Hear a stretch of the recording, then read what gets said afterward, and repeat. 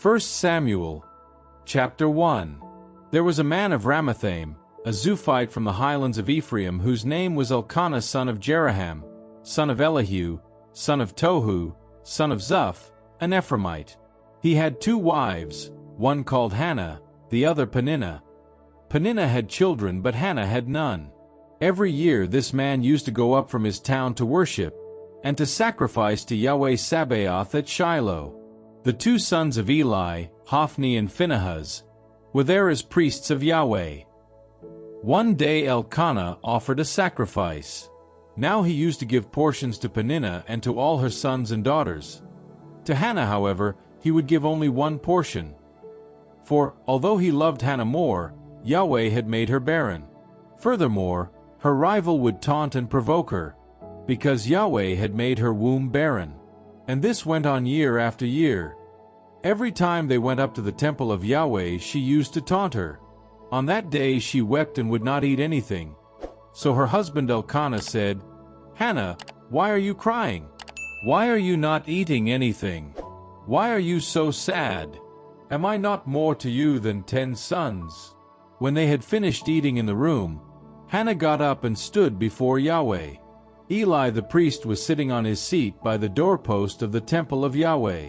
In the bitterness of her soul she prayed to Yahweh with many tears, and she made this vow, "Yahweh Sabaoth, should you condescend to notice the humiliation of your servant and keep her in mind instead of disregarding your servant, and give her a boy, I will give him to Yahweh for the whole of his life, and no razor shall ever touch his head."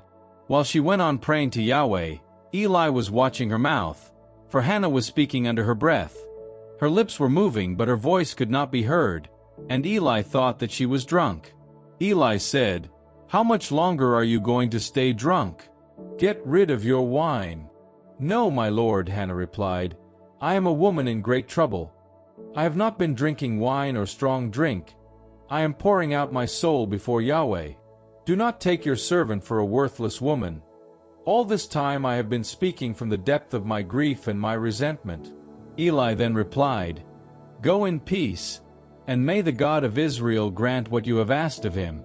To which she said, "May your servant find favor in your sight." With that, the woman went away. She began eating and was dejected no longer. They got up early in the morning and, after worshiping Yahweh, set out and went home to Ramah. Elkanah lay with his wife Hannah, and Yahweh remembered her. Hannah conceived and in due course gave birth to a son, whom she named Samuel, since, she said, I asked Yahweh for him. Elkanah, the husband, went up with all his family to offer the annual sacrifice to Yahweh and to fulfill his vow. However, Hannah did not go up, having said to her husband, "Not before the child has been weaned. Then I shall bring him and present him before Yahweh, and he will stay there forever." Elkanah her husband then said to her, "Do what you think fit. Wait until you have weaned him. May Yahweh bring about what he has said." So the woman stayed behind and nursed her child until she weaned him. When she had weaned him, she took him up with her, as well as a 3-year-old bull, an ephah of flour and a skin of wine, and took him into the temple of Yahweh at Shiloh. The child was very young. They sacrificed the bull and led the child to Eli. She said, "If you please, my lord, as you live, my lord, I am the woman who stood beside you here, praying to Yahweh. This is the child for which I was praying, and Yahweh has granted me what I asked of him. Now I make him over to Yahweh for the whole of his life." He is made over to Yahweh. They then worshipped Yahweh there.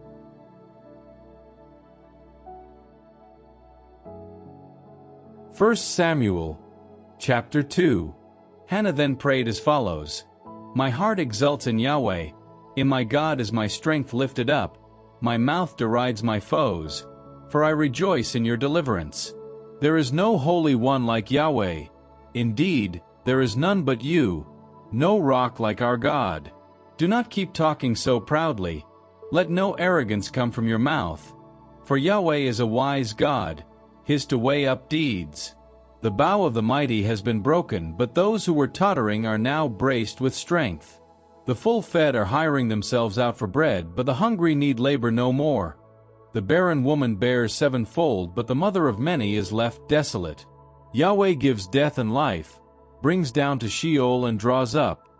Yahweh makes poor and rich, he humbles and also exalts.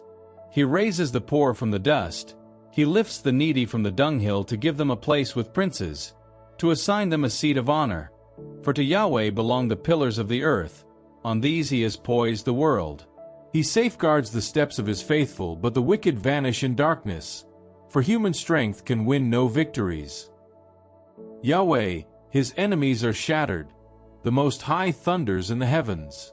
Yahweh judges the ends of the earth, he endows his king with power, he raises up the strength of his anointed. Elkanah then went home to Ramah, but the child stayed in Yahweh's service, in the presence of Eli the priest. Now the sons of Eli were scoundrels. They cared nothing for Yahweh nor for what was due to the priests from the people. Whenever anyone offered a sacrifice, the priest's servant would come with a three-pronged fork in his hand while the meat was being cooked. He would thrust this into cauldron or pan, or dish or pot, and the priest claimed for his own whatever the fork brought up. That was how they behaved with all the Israelites who came there to Shiloh. The priest's servant would even come up before the fat had been burnt and say to the person who was making the sacrifice, "Give the priest some meat for him to roast. He will not accept boiled meat from you, only raw." Then, if the person replied, "Let the fat be burnt first, and then take for yourself whatever you choose," he would retort, "No. You must give it to me now, or I shall take it by force." The young men's sin was very great in Yahweh's eyes, because they treated with contempt the offering made to Yahweh. Samuel was in Yahweh's service, a child wearing a linen loincloth. His mother used to make him a little coat which she brought him each year when she came up with her husband to offer the yearly sacrifice. Eli would bless Elkanah and his wife and say, "May Yahweh grant you an heir by this woman in exchange for the one which she has made over to Yahweh," and they would go home. Yahweh visited Hannah. She conceived and gave birth to 3 sons and 2 daughters. Meanwhile, the child Samuel grew up in Yahweh's presence. Although very old, Eli heard about everything that his sons were doing to all Israel, and said, "Why are you behaving as all the people say you are? No, my sons, what I hear reported by the people of Yahweh is not good. If one person sins against another, God will be the arbiter. But if he sins against Yahweh, who will intercede for him?" But they did not listen to their father's words, for Yahweh was bent on killing them. Meanwhile, the child Samuel went on growing in stature and in favor both with Yahweh and with people. A man of God came to Eli and said to him, "This is what Yahweh says, did I not reveal myself to your father's family when they were in Egypt as slaves in Pharaoh's household? Did I not single him out of all the tribes of Israel to be my priest, to go up to my altar, to burn the offering, to carry the ephod in my presence? And did I not grant all the burnt offerings made by the Israelites to your father's family? Why do you trample on the offering and on the sacrifice which I have ordered for my dwelling, and honor your sons more than me, by growing fat on the best of the offerings of Israel, my people? Whereas, this is what Yahweh, God of Israel, declares, I had promised that your family and your father's family would walk in my presence forever. Now, however, this is what Yahweh declares, nothing of the sort. Those who honor me I honor in my turn, and those who despise me will be an object of contempt. Be sure, the days are coming when I shall cut off your strength and the strength of your father's family, so that no one in your family will live to old age. Beside the dwelling, you will see all the benefits that I shall confer on Israel, but no one in your family will ever live to old age. I shall keep one of you at my altar for his eyes to go blind and his soul to wither, but the bulk of your family will die by the sword. What happens to your 2 sons Hophni and Phinehas will be a sign for you. On the same day both will die. I shall raise myself a faithful priest, who will do as I intend and as I desire. I shall build him an enduring house, and he will walk in the presence of my anointed forever. The members of your house who survive will come and beg him on their knees for a silver coin and a loaf of bread and say, Please give me some priestly work, so that I can have a scrap of bread to eat."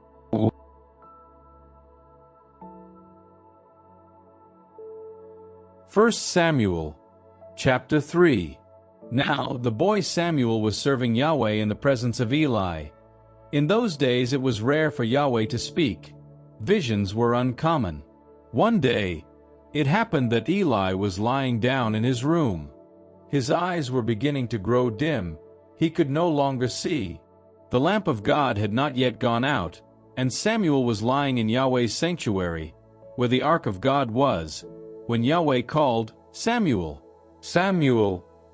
He answered, "Here I am," and running to Eli he said, "Here I am, as you called me." Eli said, "I did not call. Go back and lie down." So he went and lay down. And again Yahweh called, "Samuel, Samuel." He got up and went to Eli and said, "Here I am, as you called me." He replied, "I did not call, my son. Go back and lie down." As yet, Samuel had no knowledge of Yahweh, and the word of Yahweh had not yet been revealed to him. Again Yahweh called the third time. He got up and went to Eli and said, "Here I am, as you called me." Eli then understood that Yahweh was calling the child, and he said to Samuel, "Go and lie down, and if someone calls, say, 'Speak, Yahweh,' for your servant is listening." So Samuel went and lay down in his place. Yahweh then came and stood by, calling as he had done before, "Samuel, Samuel." Samuel answered, "Speak, Yahweh, for your servant is listening." Yahweh then said to Samuel, "I am going to do something in Israel which will make the ears of all who hear of it ring. I shall carry out that day against Eli everything that I have said about his family, from beginning to end. You are to tell him that I condemn his family forever, since he is aware that his sons have been cursing God and yet has not corrected them. Therefore, I swear it to the family of Eli. No sacrifice or offering shall ever expiate the guilt of Eli's family." Samuel lay where he was until morning, and then opened the doors of Yahweh's temple. Samuel was afraid to tell Eli about the vision. But Eli called Samuel and said, "Samuel, my son." "Here I am," he replied. Eli asked, "What message did he give you?" "Please do not hide it from me. May God bring unnameable ills on you and worse ones, too, if you hide from me anything of what he said to you." Samuel then told him everything, hiding nothing from him. Eli said, "He is Yahweh. Let him do what he thinks good." Samuel grew up. Yahweh was with him and did not let a single word fall to the ground of all that he had told him. All Israel knew, from Dan to Beersheba, that Samuel was attested as a prophet of Yahweh. Yahweh continued to manifest himself at Shiloh, revealing himself to Samuel there.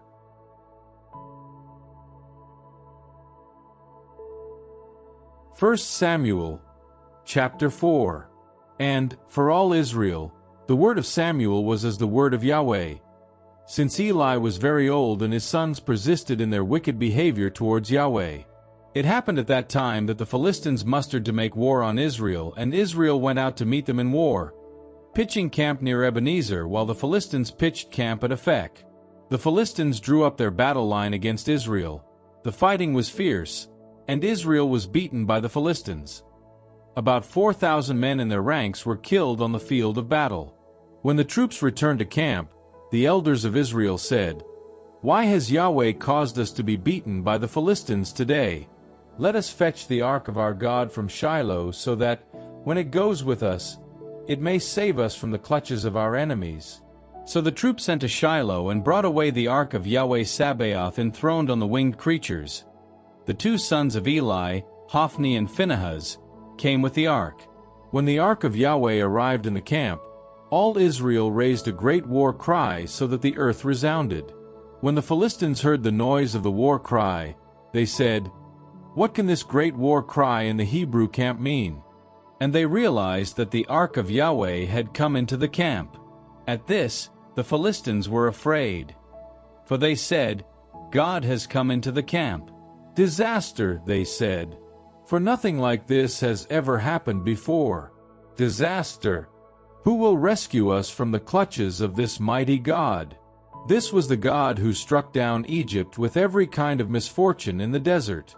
But take courage and be men, Philistines, or you will become slaves to the Hebrews as they have been slaves to you. Be men and fight. So the Philistines gave battle and Israel was defeated, each man fleeing to his tent. The slaughter was very great. On the Israelite side, 30,000 foot soldiers fell. The ark of God was captured too, and Hophni and Phinehas, the two sons of Eli, died.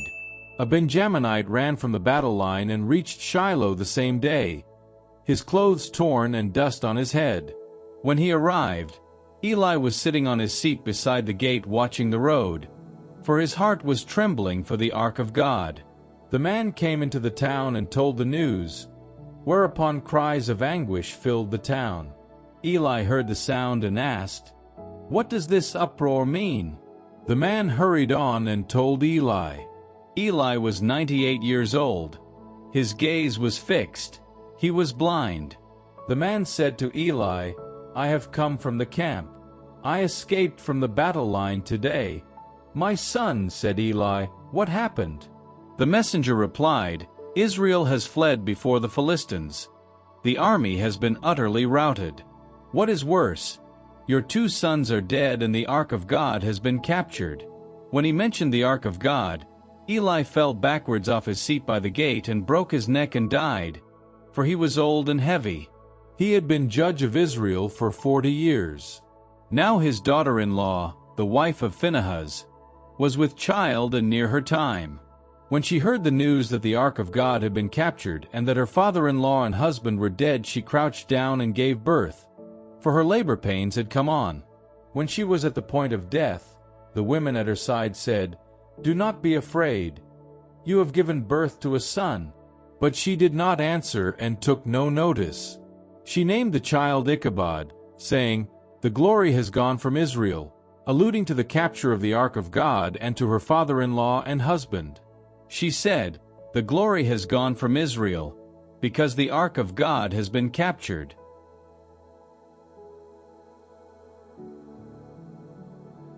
First Samuel, chapter 5. When the Philistines had captured the ark of God, they took it from Ebenezer to Ashdod. Taking the ark of God, the Philistines put it in the temple of Dagon, setting it down beside Dagon.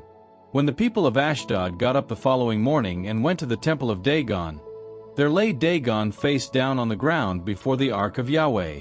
They picked Dagon up and put him back in his place. But when they got up on the following morning, there lay Dagon face down on the ground before the ark of Yahweh, and Dagon's head and 2 hands lay severed on the threshold. Only the trunk of Dagon was left in its place. This is why the priests of Dagon and the people frequenting Dagon's temple never step on Dagon's threshold in Ashdod. Even today, Yahweh oppressed the people of Ashdod. He ravaged them and afflicted them with tumors, Ashdod and its territory. When the people of Ashdod saw what was happening, they said, "The ark of the God of Israel must not stay here with us, for he is oppressing us and our god Dagon." So they summoned all the Philistine chiefs to them, and said, "What shall we do with the ark of the God of Israel?" They decided, "The ark of the God of Israel shall be taken away to Gath." So they took the ark of the God of Israel to Gath. But after they had taken it there, Yahweh oppressed that town and a great panic broke out. Afflicting the people of the town from highest to lowest, he brought them out in tumors too. They then sent the ark of God to Ekron.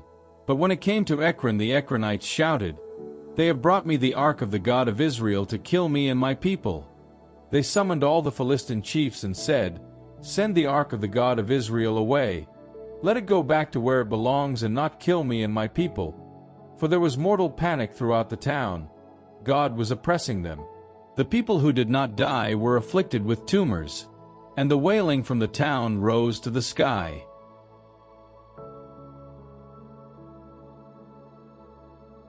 First Samuel, chapter 6. The ark of Yahweh was in Philistine territory for 7 months. The Philistines then called for their priests and diviners and asked, "What shall we do with the ark of Yahweh? Tell us how to send it back to where it belongs." They replied, "If you send the ark of the God of Israel away, you must certainly not send it away without a gift. You must pay him a guilt offering. You will then recover and will realize why he continually oppressed you." They then asked, "What guilt offering ought we to pay him?" They replied, corresponding to the number of Philistine chiefs, 5 golden tumors and 5 golden rats, since the same plague afflicted your chiefs as the rest of you. So make models of your tumors and models of your rats ravaging the territory, and pay honor to the God of Israel. Then perhaps he will stop oppressing you, your gods and your country. Why should you be as stubborn as Egypt and Pharaoh were? After he had brought disasters on them, did they not let the people leave? Now then, take and fit out a new cart, and 2 milch cows that have never borne the yoke. Then harness the cows to the cart and take their calves back to the buyer. Then take the ark of Yahweh, place it on the cart, and put the golden objects which you are paying him as guilt offering in a box beside it, and then send it off on its own. Watch it. If it goes up the road to its own territory, towards Beth Shemesh, then he was responsible for this great harm to us. But if not, we shall know that it was not his hand that struck us, and that this has happened to us by chance." The people did this. They took 2 milch cows and harnessed them to the cart, shutting their calves in the byre. They then put the ark of Yahweh on the cart, with the box and the golden rats and the models of their tumors.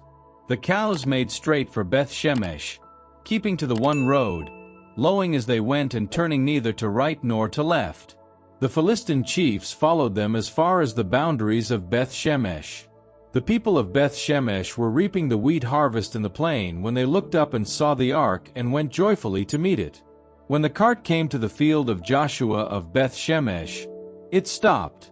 There was a large stone there, and they cut up the wood of the cart and offered the cows as a burnt offering to Yahweh. The Levites had taken down the ark of Yahweh and the box with it containing the golden objects and put these on the large stone. That day the people of Beth Shemesh presented burnt offerings and made sacrifices to Yahweh. The 5 chiefs of the Philistines, having witnessed this, went back to Ekron the same day. The golden tumors paid by the Philistines as a guilt offering to Yahweh were as follows: 1 for Ashdod, 1 for Gaza, 1 for Ashkelon, 1 for Gath, 1 for Ekron, and golden rats to the number of all the Philistine towns, those of the 5 chiefs, from fortified towns down to open villages. Still to this day the large stone in the field of Joshua of Beth Shemesh, on which they put the ark of Yahweh, is a witness. Of the people of Beth Shemesh the sons of Jeconiah had not rejoiced when they saw the ark of Yahweh, and Yahweh struck down 70 of them. The people mourned because Yahweh had struck them so fiercely. The people of Beth Shemesh then said, "Who can stand his ground before Yahweh, this holy God? To whom shall he go, so that we are rid of him?" So they sent messengers to the inhabitants of Kiriath Jearim, to say, "The Philistines have sent back the ark of Yahweh. Come down and take it up to your town."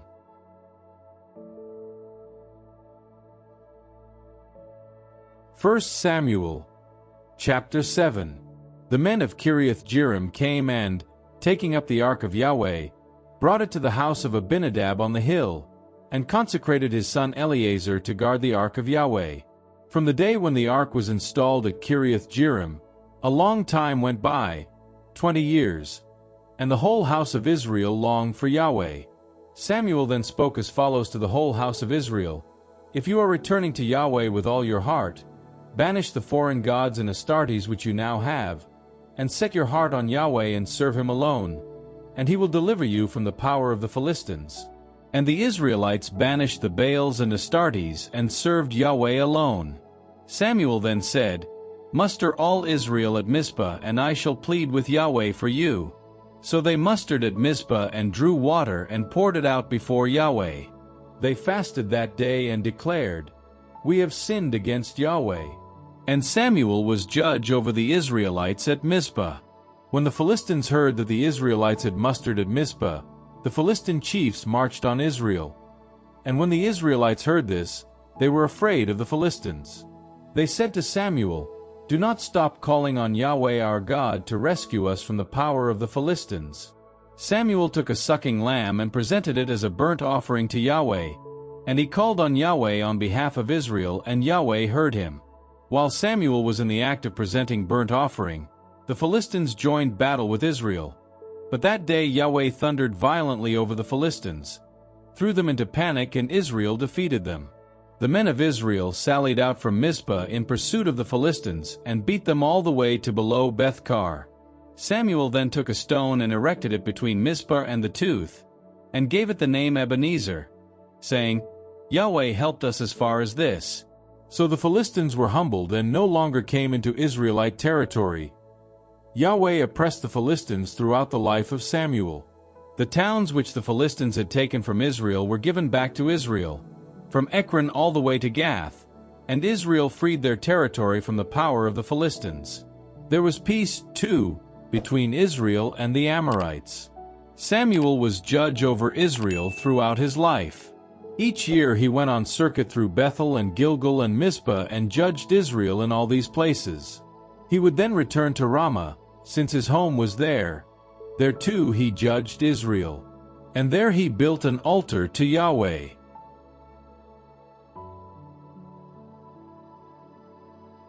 1 Samuel, chapter 8.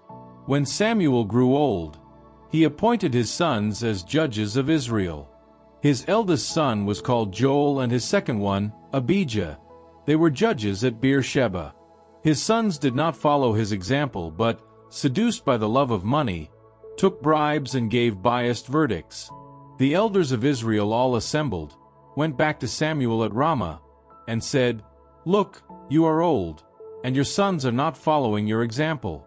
So give us a king to judge us, like the other nations." Samuel thought that it was wrong of them to say, "Let us have a king to judge us," so he prayed to Yahweh. But Yahweh said to Samuel, "Obey the voice of the people in all that they say to you. It is not you they have rejected but me, not wishing me to reign over them any more. They are now doing to you exactly what they have done to me since the day I brought them out of Egypt until now, deserting me and serving other gods. So, do what they ask.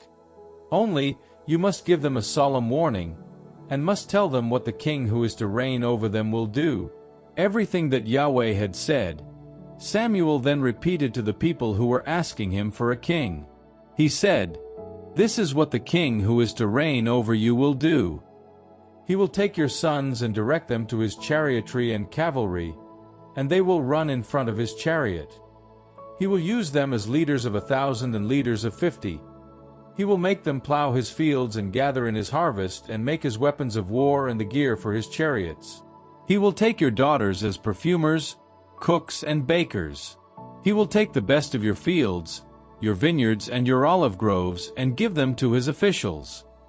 He will tithe your crops and vineyards to provide for his courtiers and his officials. He will take the best of your servants, men and women, of your oxen and your donkeys, and make them work for him. He will tithe your flocks, and you yourselves will become his slaves.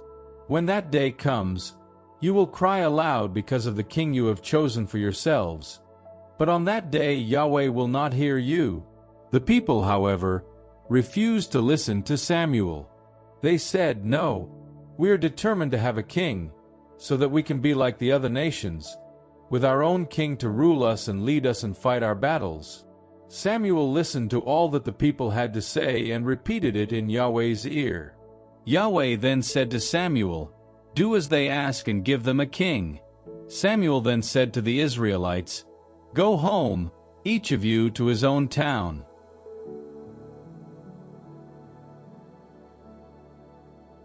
First Samuel, chapter 9.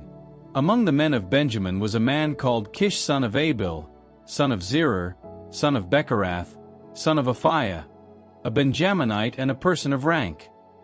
He had a son called Saul, a handsome man in the prime of life. Of all the Israelites there was no one more handsome than he.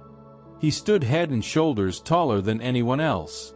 Now since the donkeys belonging to Kish, Saul's father, had strayed, Kish said to his son Saul, "My son, take one of the servants with you and be off. Go and look for the donkeys." They went through the highlands of Ephraim, they went through the territory of Shiloh, and did not find them. They went through the territory of Shalim, but they were not there. They went through the territory of Benjamin and did not find them. When they reached the territory of Zuph, Saul said to the servant who was with him, "Come on, let us go back, or my father will stop worrying over the donkeys and start being anxious about us." The servant, however, replied, "Look, there is a man of God in this town, a man who is held in honor. Everything he says comes true. Let us go there, then. Perhaps he will be able to show us the way that we should take." Saul said to his servant, "But if we do go, what can we take to the man? The food in our sacks is finished, and we have no present to offer the man of God. What else have we got?" The servant spoke up again and said to Saul, "Look, I happen to have a quarter of a silver shekel. I shall give that to the man of God, for him to tell us which way to go." In Israel, in olden days, when anyone used to go to consult God, he would say, "Come on, let us go to the seer," for a man who is now called a prophet used to be called a seer in olden days. Saul then said to his servant, "Well said. Come on, let us go." And they went off to the town where the man of God was. As they were going up the slope to the town, they came across some girls going out to draw water, and said to them, "Is the seer there?" The girls replied, "He is. He arrived a moment or two ahead of you. You had better hurry.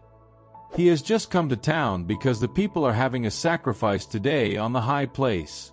You can catch him as soon as you go into the town, before he goes up to the high place for the meal. The people will not eat until he comes, since he must bless the sacrifice. After that, the guests will start eating. If you go up now, you will find him straight away." So they went up to the town, and, as they were going through the gate, Samuel came out towards them on his way to the high place.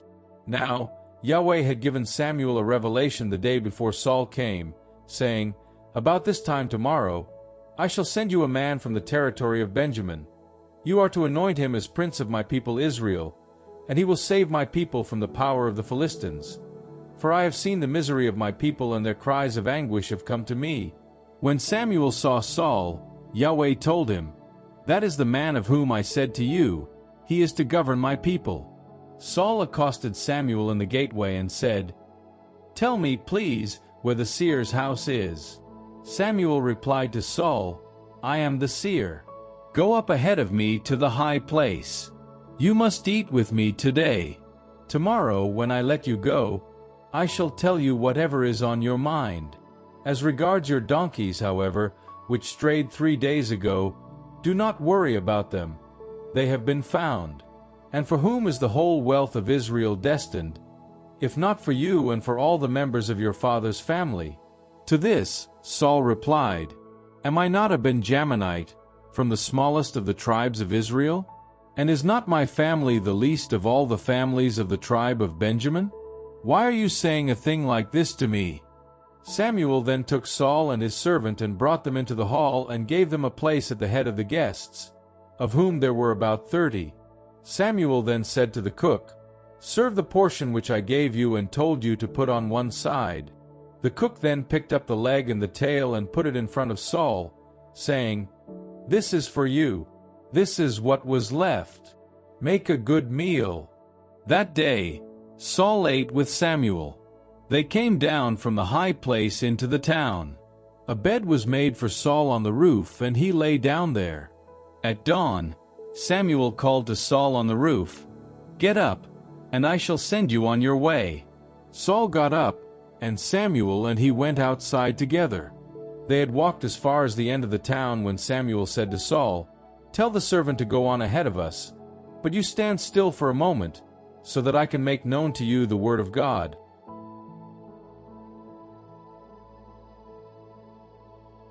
1 Samuel, chapter 10. Samuel took a phial of oil and poured it on Saul's head. He then kissed him and said, "Has not Yahweh anointed you as leader of his people Israel? You are the man who is to govern Yahweh's people and save them from the power of the enemies surrounding them. The sign for you that Yahweh has anointed you as prince of his heritage is this: after leaving me today, you will meet 2 men near the tomb of Rachel, on the frontier of Benjamin. And they will say to you, the donkeys which you went looking for have been found, and your father has lost interest in the matter of the donkeys and is worrying about you and wondering, what am I to do about my son? Going on from there, you will come to the oak of Tabor, where you will meet 3 men going up to God at Bethel. One will be carrying 3 kids, one 3 loaves of bread and the third a skin of wine. They will greet you and give you 2 loaves of bread which you must accept from them. After this, you will come to Gibeah of God, where the Philistine garrison is. And when you are just outside the town, you will meet a group of prophets coming down from the high place, headed by lyre, tambourine, pipe and harp. They will be in a state of ecstasy. The Spirit of Yahweh will then seize on you, and you will go into ecstasy with them, and be changed into another man. When these signs have occurred, act as occasion serves, for God is with you. You will then go down, ahead of me, to Gilgal, and I shall join you there to make burnt offerings and to offer communion sacrifices. You must wait 7 days for me to come to you, and I shall then reveal to you what you must do. As soon as he had turned his back to leave Samuel, God changed his heart. And all these signs occurred that very day. From there, they came to Gibeah, and there was a group of prophets coming to meet him. The Spirit of God seized on him, and he fell into ecstasy with them. Seeing him prophesying with the prophets, all the people who had known him previously said to one another, "What has come over the son of Kish? Is Saul one of the prophets too?" And one of the local people retorted, "But who is their father?" Hence the origin of the proverb. Is Saul one of the prophets too? When he came out of his ecstasy, he went into Gibeah. Saul's uncle asked him and his servant, "Where have you been?" "Looking for the donkeys," he replied, "and when we could not find them anywhere, we went to Samuel." Saul's uncle said, "Tell me please what Samuel said to you." Saul said to his uncle, "He merely told us that the donkeys were already found, but did not mention anything that Samuel had said about the kingship." Samuel summoned the people to Yahweh at Mizpah and said to the Israelites, "Yahweh, God of Israel, says this, I brought Israel out of Egypt and delivered you from the power of the Egyptians and of all the kingdoms that were oppressing you. But today you have rejected your God, him who saves you from all your difficulties and troubles. And you have said, 'No, you must set a king over us.' Very well, take your positions before Yahweh, tribe by tribe and clan by clan." Samuel then made all the tribes of Israel come forward, and the lot indicated the tribe of Benjamin. He then made the tribe of Benjamin come forward clan by clan, and the lot indicated the clan of Matri. He then made the clan of Matri come forward one by one, and the lot indicated Saul son of Kish, but when they looked for him, he was not to be found. Again they consulted Yahweh, "Has the man come here?" Yahweh replied, "There he is, hiding among the baggage." So they ran and fetched him out, and, as he stood among the people, he was head and shoulders taller than any of them. Samuel then said to all the people, "You have seen the man whom Yahweh has chosen, and that among the whole people he has no equal." And all the people acclaimed him, shouting, "Long live the king!" Samuel then explained the king's constitutional position to the people, and inscribed this in a book which he placed before Yahweh. Samuel then sent all the people away, everyone back to his home. Saul too went home to Gibeah, and with him went those strong men whose hearts God had touched. But there were some scoundrels who said, "How can this fellow save us?" These treated him with contempt and offered him no present.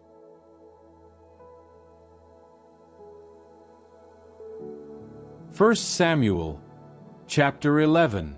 About a month later, Nahash the Ammonite marched up and laid siege to Jabesh in Gilead.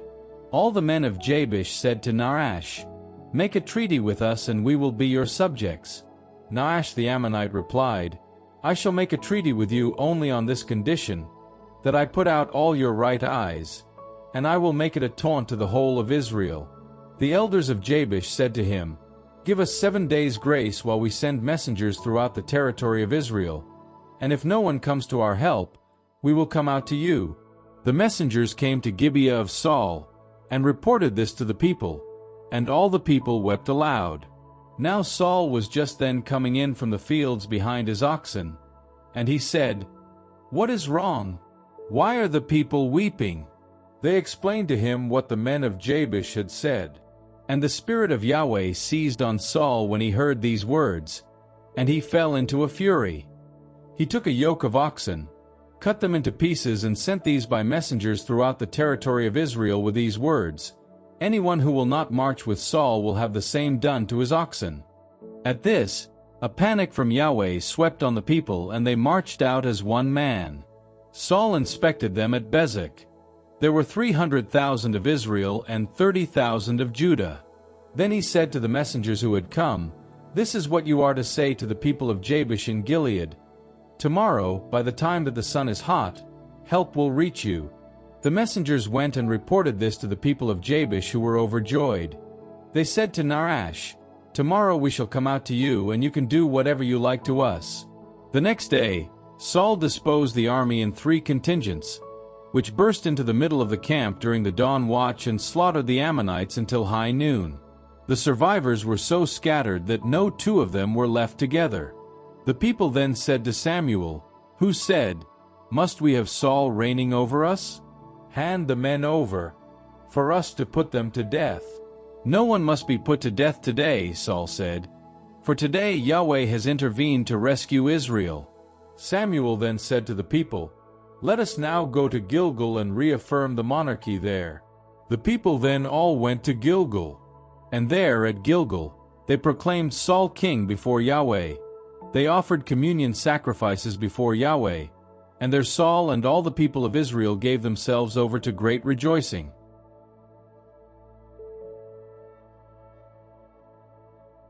1 Samuel, chapter 12. Samuel said to all Israel, "I have faithfully done all that you asked of me, and have appointed you a king. In future, the king will lead you. As for me, I am old and gray, and in any case you have my sons. I have been your leader ever since I was young until today. Here I am. Bear witness against me before Yahweh and before his anointed. Whose ox have I taken? Whose donkey have I taken? Have I wronged or oppressed anyone? Have I taken a consideration from anyone for looking the other way? If so, I will make amends." They said, "You have neither wronged nor oppressed us nor accepted anything from anyone." He said to them, "Yahweh is your witness, and his anointed is witness today that you have found nothing in my hands?" They replied, "He is witness." Samuel then said to the people, "Yahweh is witness, he who raised up Moses and Aaron and who brought your ancestors out of Egypt. So now, stay where you are, while I plead with you before Yahweh and remind you of all the saving acts which he has done for you and for your ancestors. After Jacob had arrived in Egypt, the Egyptians oppressed them, and your ancestors cried to Yahweh. Yahweh then sent Moses and Aaron, who brought your ancestors out of Egypt and gave them a settled home here. They then forgot Yahweh their God, and he sold them into the power of Sisera, general of the army of Hazor, and also into the power of the Philistines and of the king of Moab, who made war on them. They cried to Yahweh, "We have sinned," they said, "for we have deserted Yahweh and served the Baals and the Astartes. Rescue us now from the power of our enemies, and we will serve you." Yahweh then sent Jerubbaal, Barak, Jephthah, and Samuel. He rescued you from the power of the enemies surrounding you, and you lived in security. But when you saw Nahash, king of the Ammonites, marching on you, you said to me, "No, we must have a king to rule us, although Yahweh your God is your king." So, here is the king whom you have chosen. Yahweh has appointed you a king. If you fear and serve Yahweh and obey his voice and do not rebel against his commands, and if both you and the king who rules you follow Yahweh your God, all will be well. But if you do not obey Yahweh's voice but rebel against his commands, Yahweh's hand will be against you and against your king. Stay where you are and see the wonder which Yahweh will do before your eyes. Is it not now the wheat harvest? I shall call on Yahweh, and he will send thunder and rain, so that you may clearly understand what a very wicked thing you have done, in Yahweh's eyes, by asking for a king. Samuel then called on Yahweh, and Yahweh sent thunder and rain the same day, and all the people held Yahweh and Samuel in great awe. They all said to Samuel, "Pray for your servants to Yahweh your God, to save us from death. For to all our sins we have added this wrong of asking for a king." Samuel said to the people, "Do not be afraid. Although you have done all these wicked things, do not withdraw your allegiance from Yahweh. Instead, serve Yahweh with all your heart. Do not transfer your allegiance to useless idols which, being useless, are futile and cannot save anybody. Yahweh, for the sake of his great name, will not desert his people, for it has pleased Yahweh to make you his people. For my part, far be it from me to sin against Yahweh by ceasing to pray for you or to instruct you in the good and right way. Fear none but Yahweh, and serve him faithfully with all your heart, bearing in mind the wonder which he has just performed. But, if you persist in wickedness, you and your king will perish."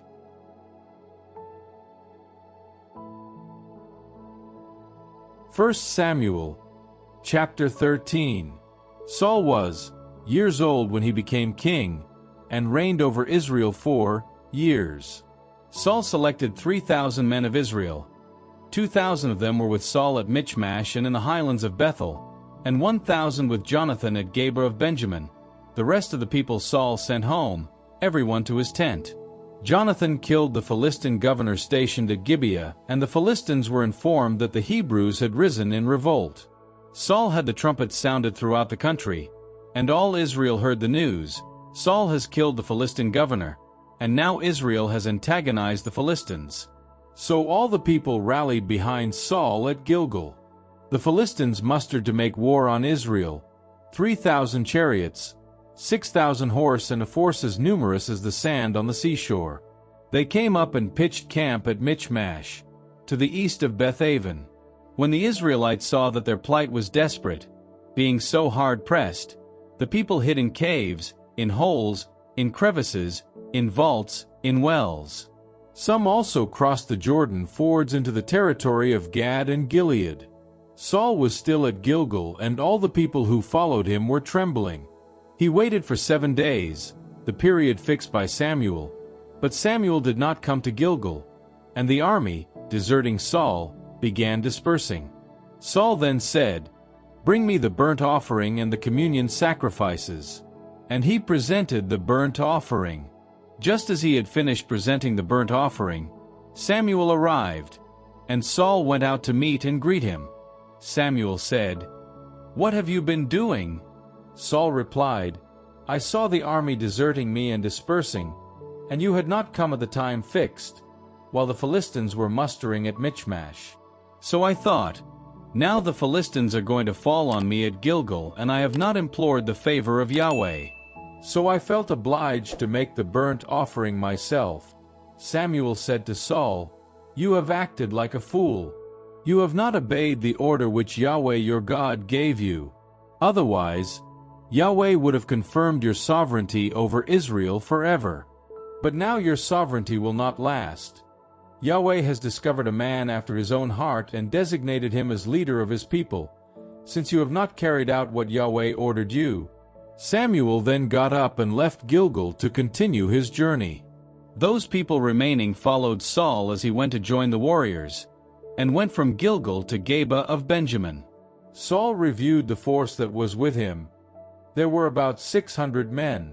Saul, his son Jonathan, and the force that was with him took up their quarters in Geba of Benjamin, while the Philistines camped at Michmash. The raiding company sallied out of the Philistine camp in 3 groups. One group made for Ophrah in the territory of Shual, one group made for Beth-horon, and one group made for the high ground overlooking the valley of the hyenas, in the direction of the desert. There was not a single blacksmith throughout the territory of Israel, the Philistines' reasoning being, "We do not want the Hebrews making swords or spears." Hence, the Israelites were all in the habit of going down individually to the Philistines to sharpen their plowshares, axes, mattocks, and scythes. The price was 2/3 of a shekel for plowshares and axes, and 1/3 for sharpening mattocks and straightening goads. So it was that on the day of the battle, no one in the army with Saul and Jonathan was equipped with either sword or spear. Only Saul and his son Jonathan were so equipped. A Philistine unit set out for the pass of Michmash.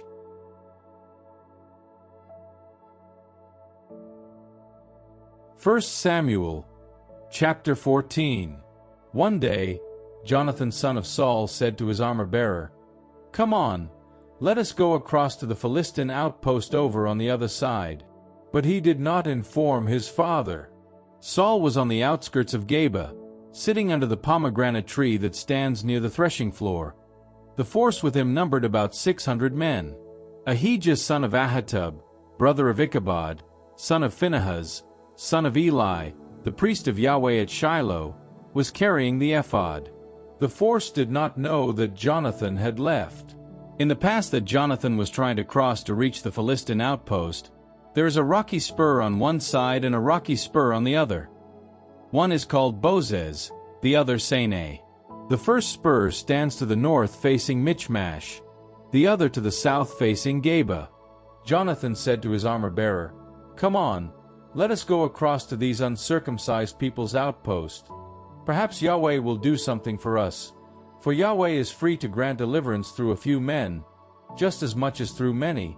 His armor-bearer replied, "Do exactly as you think. I am with you.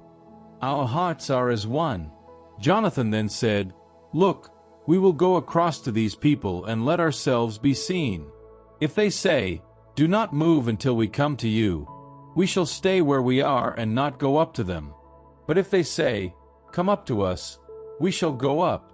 For that will be the sign for us that Yahweh has given them into our power." When the two of them let themselves be seen by the Philistine outpost, the Philistines said, "Look, the Hebrews are coming out of the holes where they have been hiding." The men of the outpost then hailed Jonathan and his armor-bearer. "Come up to us," they said. "We have something to tell you." Jonathan then said to his armor-bearer, "Follow me up. Yahweh has given them into the power of Israel." Jonathan clambered up on hands and feet, with his armor-bearer behind him. The Philistines fell at Jonathan's onslaught, and his armor-bearer, coming behind, finished them off.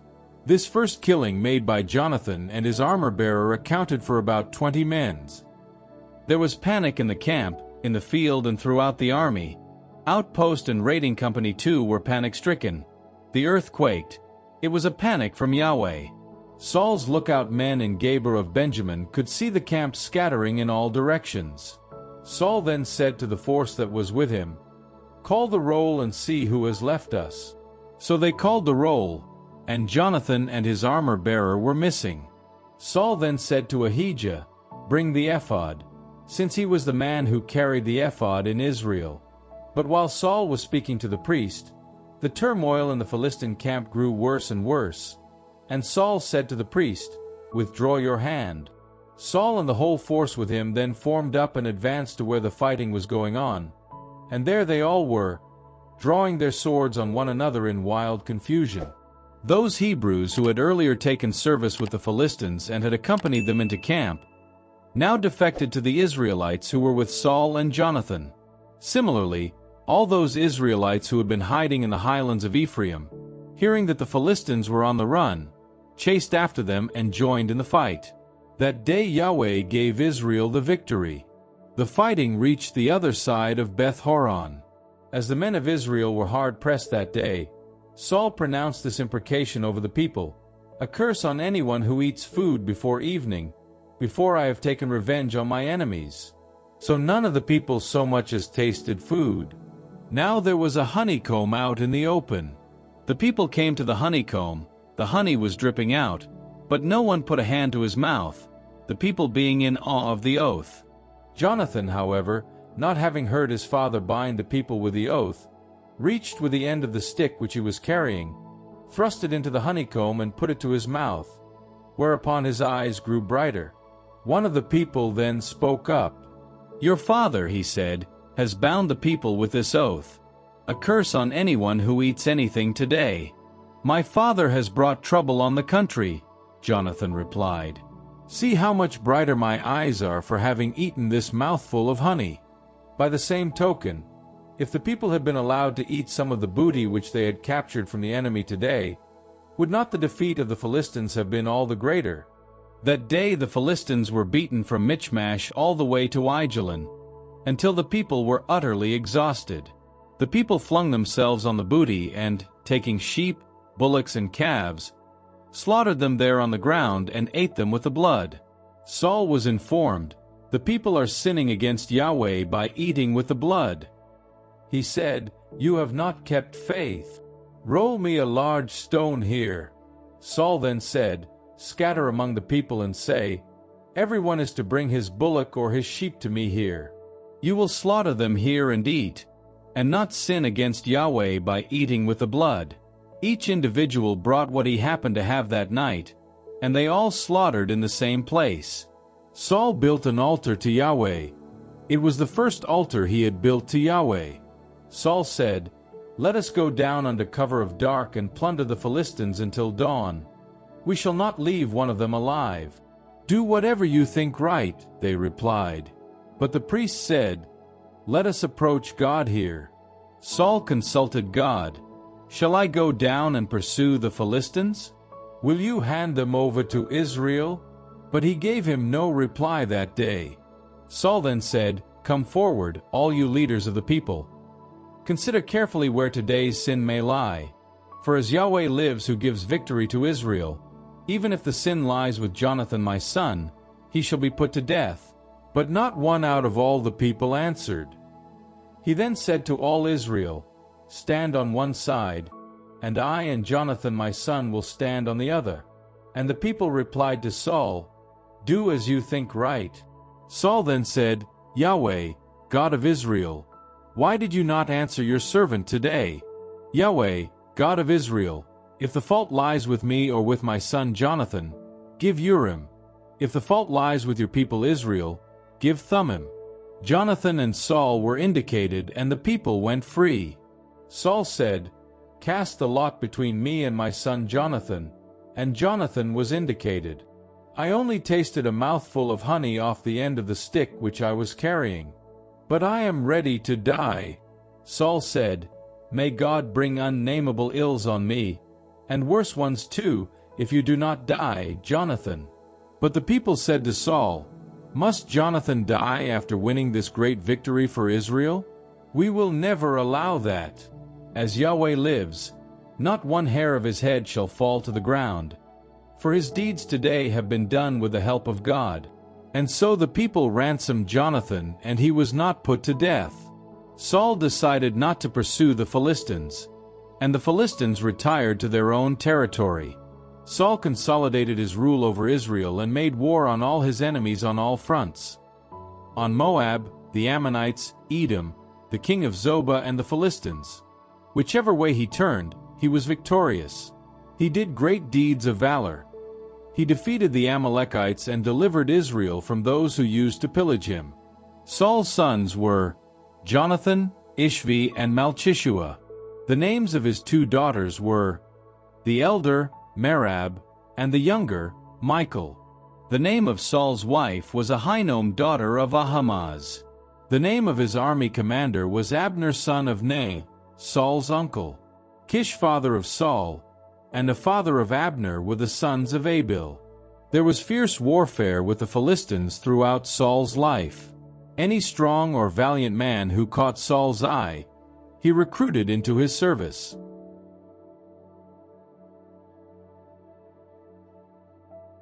1 Samuel, chapter 15. Samuel said to Saul, "I am the man whom Yahweh sent to anoint you as king of his people Israel. So now listen to the words of Yahweh. This is what Yahweh Sabaoth says. I intend to punish what Amalek did to Israel, laying a trap for him on the way as he was coming up from Egypt. Now, go and crush Amalek. Put him under the curse of destruction with all that he possesses. Do not spare him, but kill man and woman, babe and suckling, ox and sheep, camel and donkey." Saul summoned the people and reviewed them at Tel Aim, 200,000 foot soldiers, and 10,000 men of Judah. Saul advanced on the town of Amalek and lay in ambush in the river bed. Saul said to the Kenite, "Go away, Leave your homes among the Amalekites, in case I destroy you with them.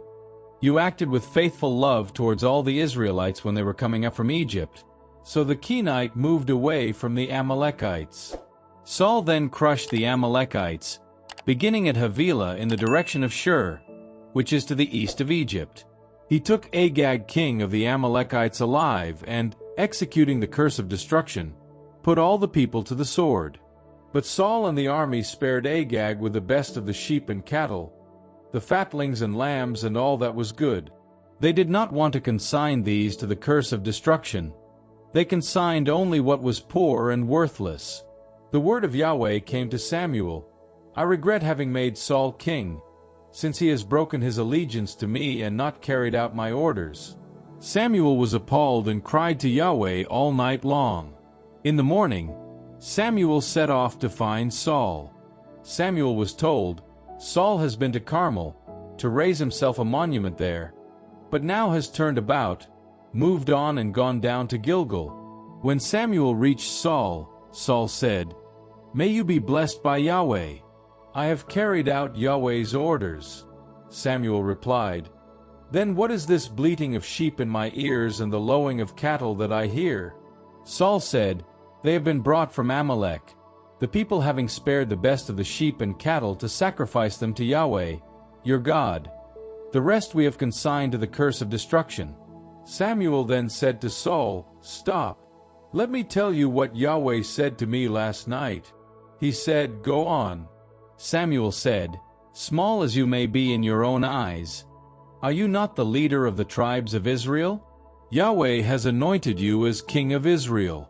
When Yahweh sent you on a mission, he said to you, Go and put those sinners, the Amalekites, under the curse of destruction and make war on them until they are exterminated. Why then did you not obey Yahweh's voice? Why did you fall on the booty and do what is wrong in Yahweh's eyes? Saul replied to Samuel, But I did obey Yahweh's voice. I went on the mission which Yahweh gave me.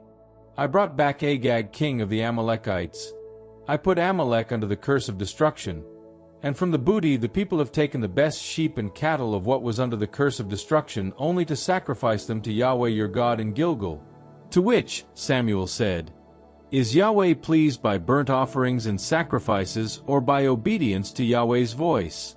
Truly, obedience is better than sacrifice, submissiveness than the fat of rams. Rebellion is a sin of sorcery, presumption a crime of idolatry. Since you have rejected Yahweh's word, he has rejected you as king. Saul then said to Samuel, I have sinned, having broken Yahweh's order and your instructions, because I was afraid of the people and yielded to their demands. Now, please forgive my sin and come back with me, so that I can worship Yahweh. Samuel said to Saul, I will not come back with you, since you have rejected Yahweh's word and Yahweh has rejected you as king of Israel. As Samuel turned away to leave, Saul caught at the hem of his cloak and it tore. And Samuel said to him, Today Yahweh has torn the kingdom of Israel from you and given it to a neighbor of yours who is better than you. The glory of Israel, however, does not lie or go back on his word, not being human and liable to go back on his word. I have sinned, Saul said, but please still show me respect in front of my people's elders and in front of Israel, and come back with me, so that I can worship Yahweh your God. Samuel followed Saul back, and Saul worshipped Yahweh. Samuel then said, Bring me Agag king of the Amalekites. Agag came towards him unsteadily, saying, Truly death is bitter. Samuel said, As your sword has left women childless, so will your mother be left childless among women. Samuel then butchered Agag before Yahweh at Gilgal. Samuel left for Ramah, and Saul went up home to Gibeah of Saul. Samuel did not see Saul again till his dying day. Samuel indeed mourned over Saul, but Yahweh regretted having made Saul king of Israel.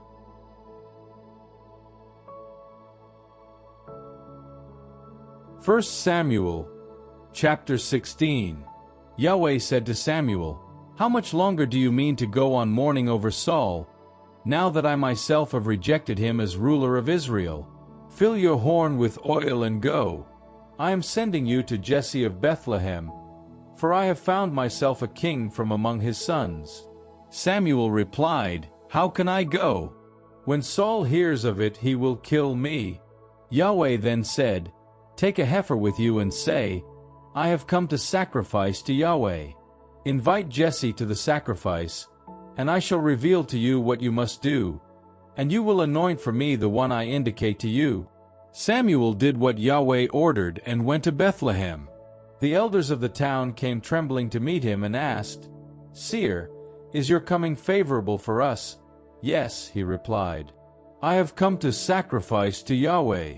Purify yourselves and come with me to the sacrifice." He purified Jesse and his sons and invited them to the sacrifice.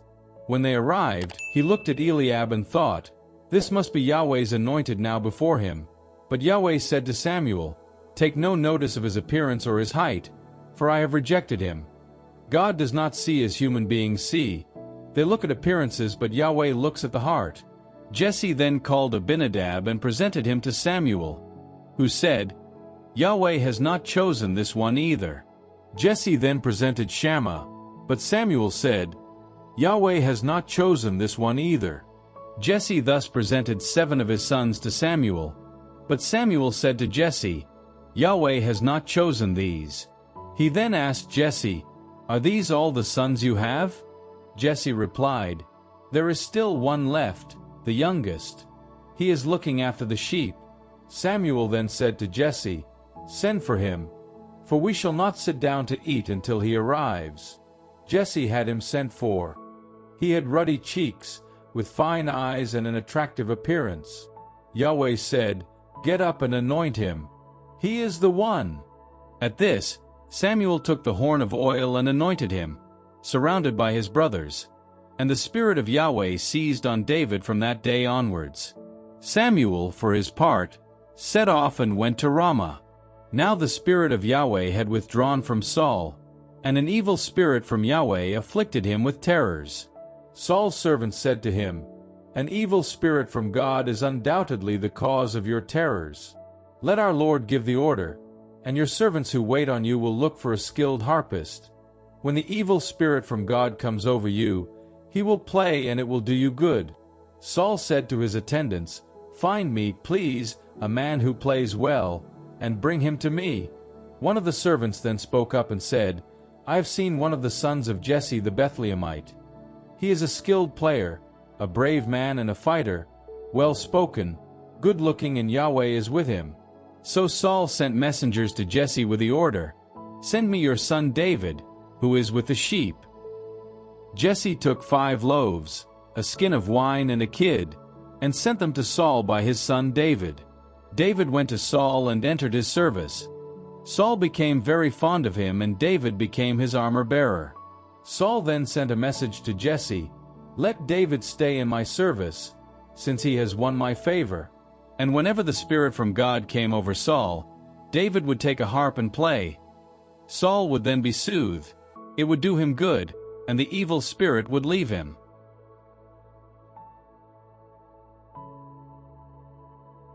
1 Samuel, chapter 17. The Philistines mustered their troops for war. They assembled at Socoh in Judah and pitched camp between Socoh and Azekah in Ephsdammim. Saul and the Israelites also mustered, pitching camp in the valley of the Terebinth, and drew up their battle line opposite the Philistines.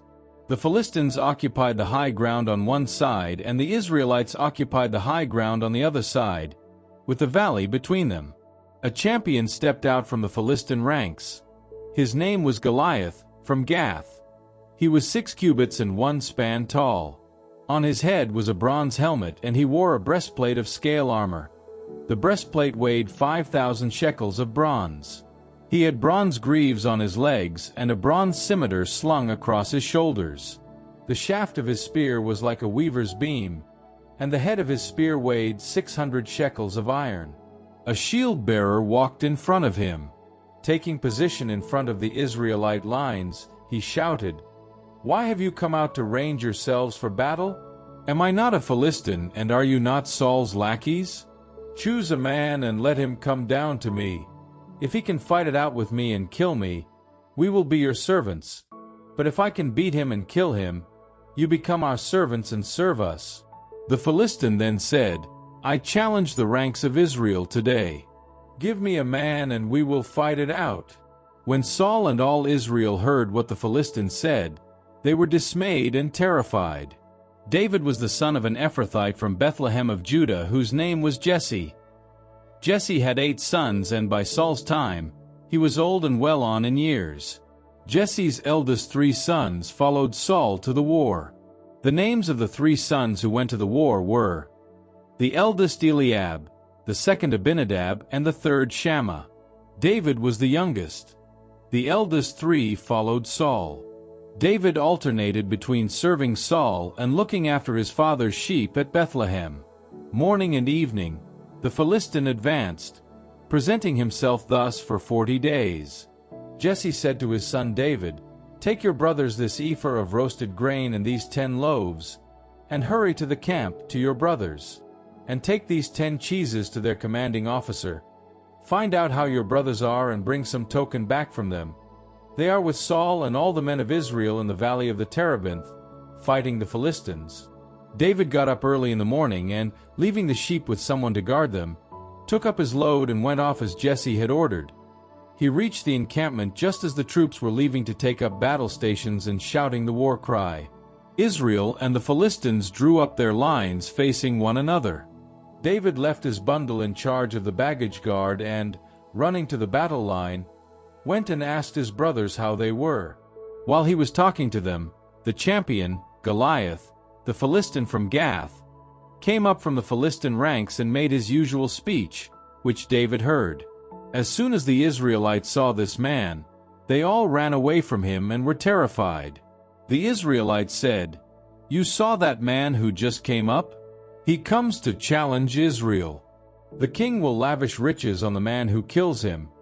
He will give him his daughter in marriage and exempt his father's family from all taxes in Israel." David asked the men who were standing near him, "What would be the reward for killing this Philistine and saving Israel from disgrace? Who is this uncircumcised Philistine to challenge the armies of the living God?" The people told him what they had been saying. "That would be the reward for killing him," they said. His eldest brother Eliab heard David talking to the men and grew angry with him. "Why have you come down here?" he said. "Whom have you left in charge of those few sheep in the desert? I know how impudent and artful you are. You have come to watch the battle." David retorted, "What have I done? May I not even speak?" And he turned away from him to someone else and asked the same question, to which the people replied as before. David's words were noted, however, and reported to Saul, who sent for him. David said to Saul, "Let no one be discouraged on his account. Your servant will go and fight this Philistine." Saul said to David, "You cannot go and fight the Philistine. You are only a boy and he has been a warrior since his youth." David said to Saul, "Your servant used to look after the sheep for his father, and whenever a lion or a bear came and took a sheep from the flock, I used to follow it up, lay into it and snatch the sheep out of its jaws. If it turned on me, I would seize it by the beard and batter it to death. Your servant has killed both lion and bear, and this uncircumcised Philistine will end up like one of them for having challenged the armies of the living God. Yahweh," David went on, "who delivered me from the claws of lion and bear, will deliver me from the clutches of this Philistine." Then Saul said to David, "Go, and Yahweh be with you." Saul dressed David in his own armor. He put a bronze helmet on his head, dressed him in a breastplate, and buckled his own sword over David's armor. David tried to walk, but, not being used to them, said to Saul, "I cannot walk in these. I am not used to them." So they took them off again. He took his stick in his hand, selected 5 smooth stones from the river bed and put them in his shepherd's bag, in his pouch. Then, sling in hand, he walked towards the Philistine. The Philistine, preceded by his shield-bearer, came nearer and nearer to David. When the Philistine looked David up and down, what he saw filled him with scorn, because David was only a lad, with ruddy cheeks and an attractive appearance. The Philistine said to David, "Am I a dog for you to come after me with sticks? And the Philistine cursed David by his gods. The Philistine said to David, "Come over here, and I will give your flesh to the birds of the air and the wild beasts." David retorted to the Philistine, "You come to me with sword, spear, and scimitar, but I come to you in the name of Yahweh Sabaoth, God of the armies of Israel, whom you have challenged. Today Yahweh will deliver you into my hand. I shall kill you, I shall cut off your head. Today I shall give your corpse and the corpses of the Philistine army to the birds of the air and the wild beasts, so that the whole world may know that there is a God in Israel, and this whole assembly know that Yahweh does not give victory by means of sword and spear, for Yahweh is Lord of the battle, and he will deliver you into our power." No sooner had the Philistines started forward to confront David than David darted out of the lines and ran to meet the Philistine. Putting his hand in his bag, he took out a stone, slung it, and struck the Philistine on the forehead. The stone penetrated his forehead, and he fell face downwards on the ground. Thus David triumphed over the Philistine with a sling and a stone.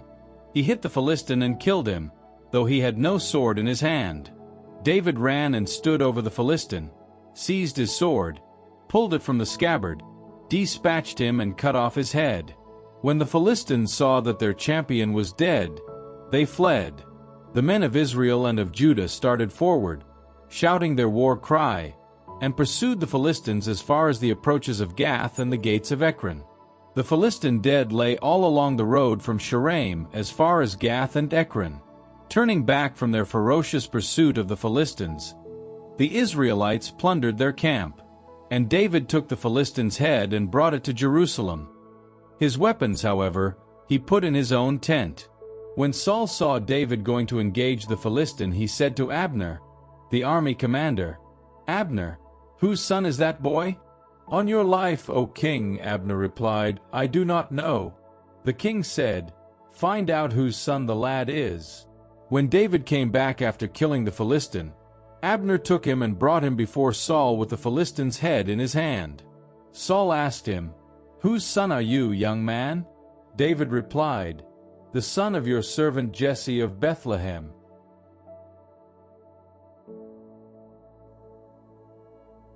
1 Samuel, chapter 18. When David had finished talking to Saul, Jonathan felt an instant affection for David. Jonathan loved him like his very self. Saul engaged him that very day and would not let him go home to his father. Jonathan made a pact with David, since he loved him like his very self. Jonathan took off the cloak which he was wearing and gave it to David, and his armor too, even including his sword, his bow, and his belt. Wherever David was sent on a mission by Saul, he was successful, and Saul put him in command of the fighting men.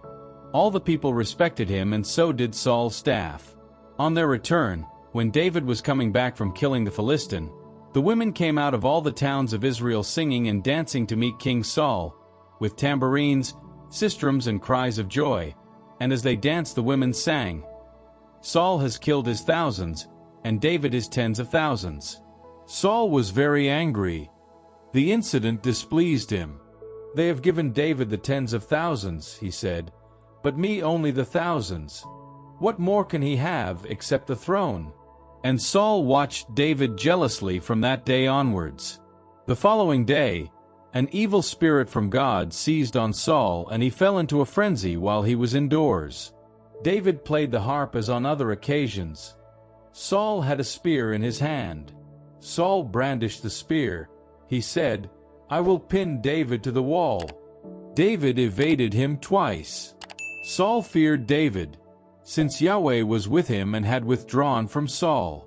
So Saul removed him from his presence and appointed him commander of 1,000. He led the people on campaign. In all his expeditions, David was successful, and Yahweh was with him. And Saul, seeing how very successful he was afraid of him. All Israel and Judah loved David, however, since he was their leader on campaign. Saul said to David, "This is my elder daughter Merab.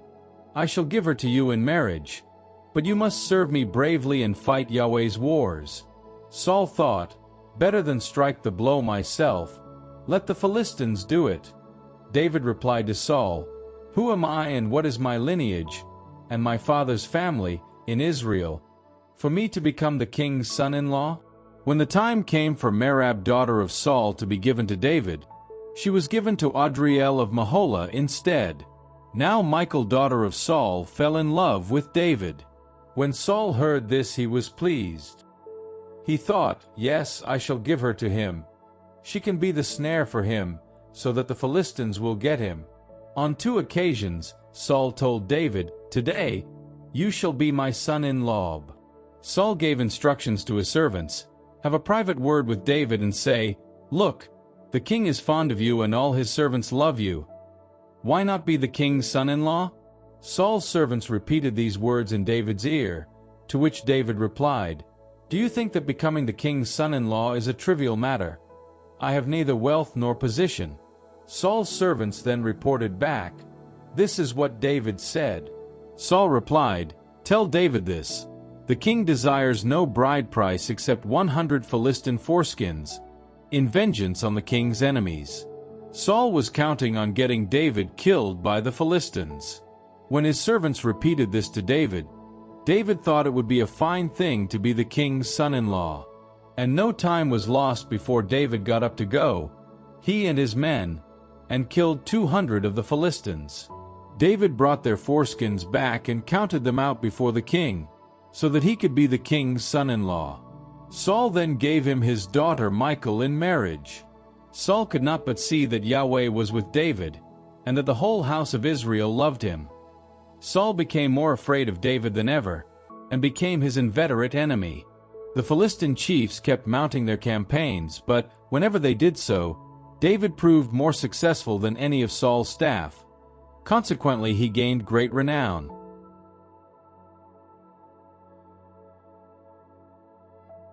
1 Samuel, chapter 19. Saul let his son Jonathan and all his servants know of his intention to kill David. But Jonathan, Saul's son, held David in great affection. And Jonathan warned David, "My father Saul is looking for a way to kill you, so be on your guard tomorrow morning. Go into hiding, stay out of sight. I shall go out and keep my father company in the countryside where you will be, and shall talk to my father about you. I shall see what the situation is and then tell you." Jonathan spoke highly of David to Saul his father and said, "The king should not harm his servant David. Far from harming you, what he has done has been greatly to your advantage. He took his life in his hands, he killed the Philistine, and Yahweh brought about a great victory for all Israel. You saw for yourself how pleased you were. Why then sin against innocent blood by killing David for no reason?" Saul was impressed by Jonathan's words. Saul swore, "As Yahweh lives, I will not kill him." Jonathan called David and told him all this. Jonathan then brought him to Saul, and David remained in attendance as before. War broke out again, and David sallied out to fight the Philistines. He inflicted a great defeat on them, and they fled before him. An evil spirit from Yahweh came over Saul while he was sitting in his house with his spear in his hand. David was playing the harp. Saul tried to pin David to the wall with his spear, but he avoided Saul's thrust and the spear stuck in the wall. David fled and made good his escape. That same night Saul sent agents to watch David's house, intending to kill him in the morning.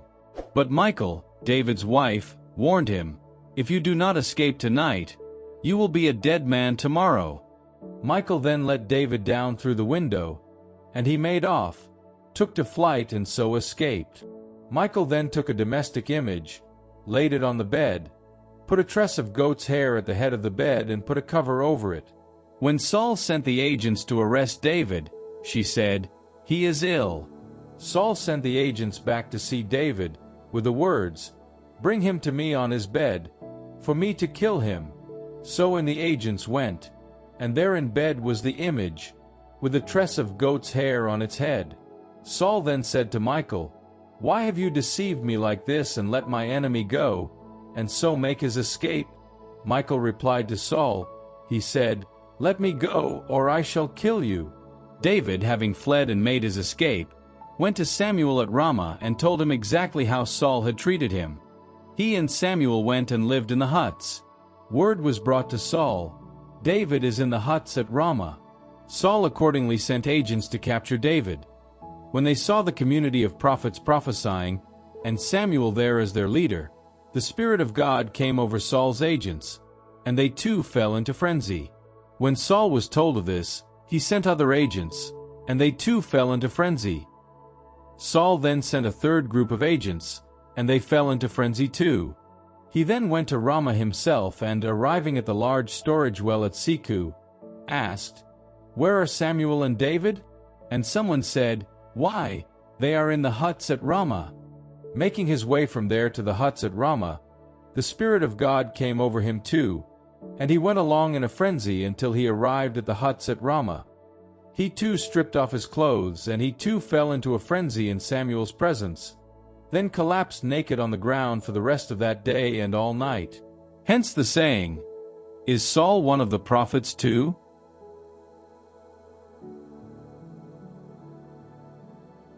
1 Samuel, chapter 20. Fleeing from the huts at Ramah, David went and confronted Jonathan. "What have I done? What is my guilt? How have I wronged your father, for him to want to take my life?" He replied, "You must not think that.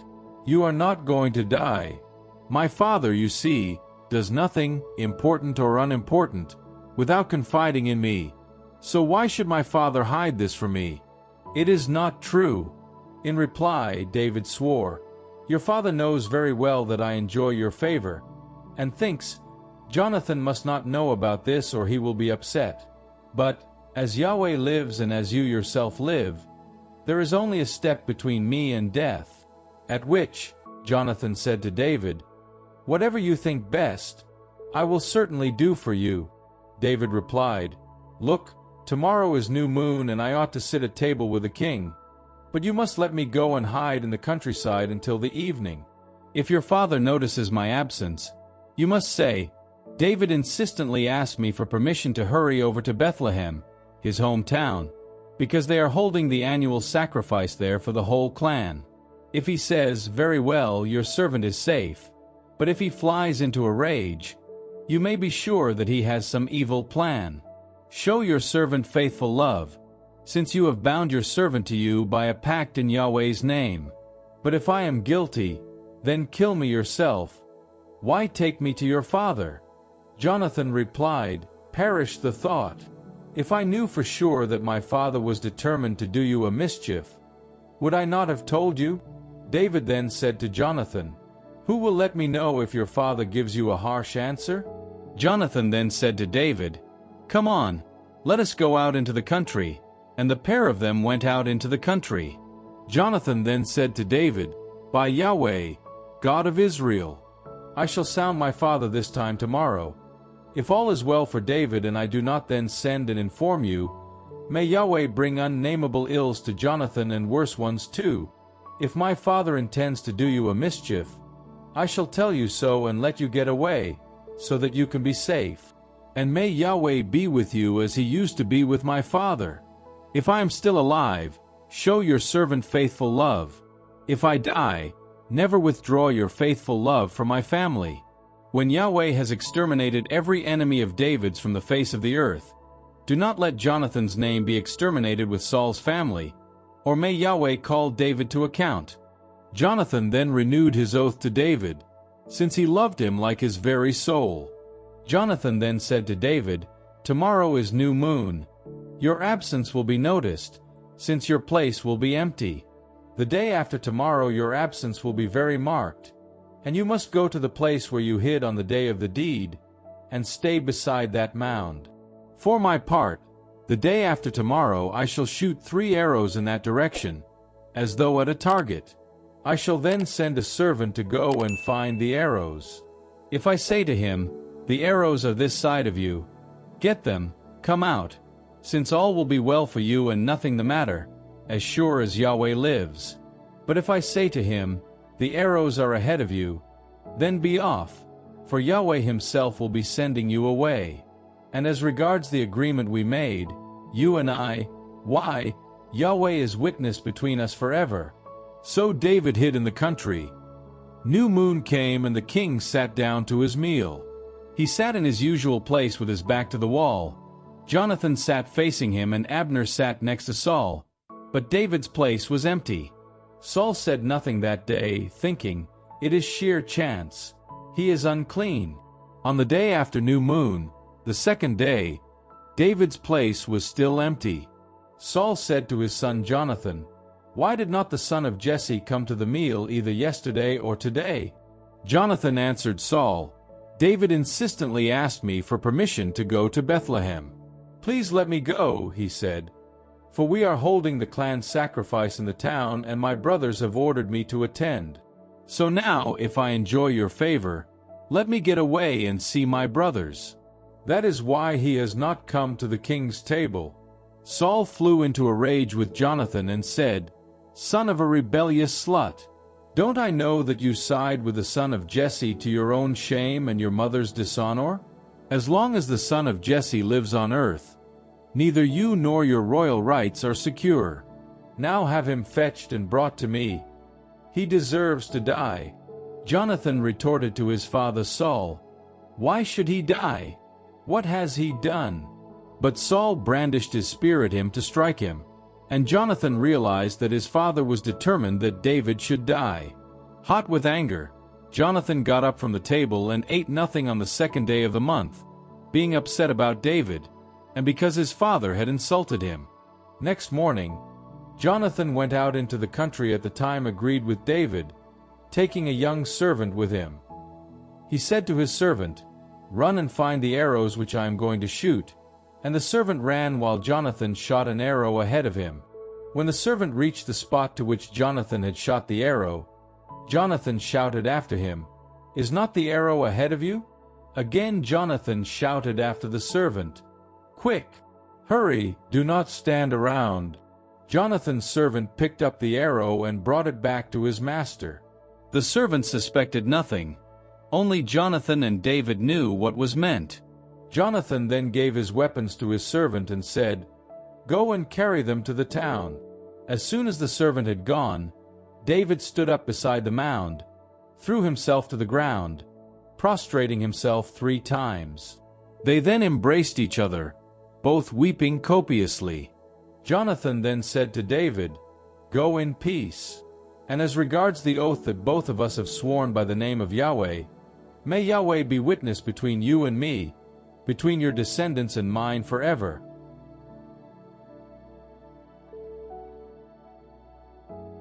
1 Samuel, chapter 21.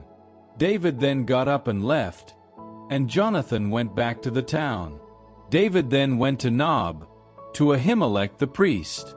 Ahimelech came out trembling to meet David and said, "Why are you alone? Why is nobody with you?" David replied to Ahimelech the priest, "The king has given me an order and said to me, 'Do not let anyone know anything about the mission on which I am sending you, or about the order which I have given you. I have arranged to meet the guards at such and such a place. Meanwhile, if you have 5 loaves of bread to hand, give them to me, or whatever there is." The priest replied to David, "I have no ordinary bread to hand. There are only consecrated loaves of permanent offering, provided that the men have kept themselves from women." David replied to the priest, "Certainly, women have been forbidden to us, as always when I set off on a campaign. The men's things are clean. Though this is a profane journey, they are certainly clean today as far as their things are concerned." The priest then gave him what had been consecrated. For the only bread there was the loaves of permanent offering, which is taken out of Yahweh's presence, to be replaced by warm bread on the day when it is removed. Now one of Saul's servants happened to be there that day, detained in Yahweh's presence. His name was Dog the Edomite, and he was the strongest of Saul's shepherds. David then said to Ahimelech, "Have you no spear or sword here to hand? I did not bring either my sword or my weapons with me, because the king's business was urgent." The priest replied, "The sword of Goliath the Philistine whom you killed in the valley of the Terebinth is here, wrapped in a piece of clothing behind the ephod. If you care to take it, do so, for that is the only one here." David said, "There is nothing like that one. Give it to me." David journeyed on and that day fled out of Saul's reach, going to Achish king of Gath. Achish's servant said to him, "Is not this David, the king of the country? Was it not of him that they sang as they danced? Saul has killed his thousands, and David his tens of thousands." David pondered on these words and became very frightened of Achish king of Gath. When their eyes were on him, he played the madman, and, when they held him, he feigned lunacy. He drummed his feet on the doors of the gate and let his spittle run down his beard. Achish said to his servants, "You can see that this man is mad. Why bring him to me? Have I not enough madmen, without your bringing me this one to weary me with his antics? Is he to join my household?"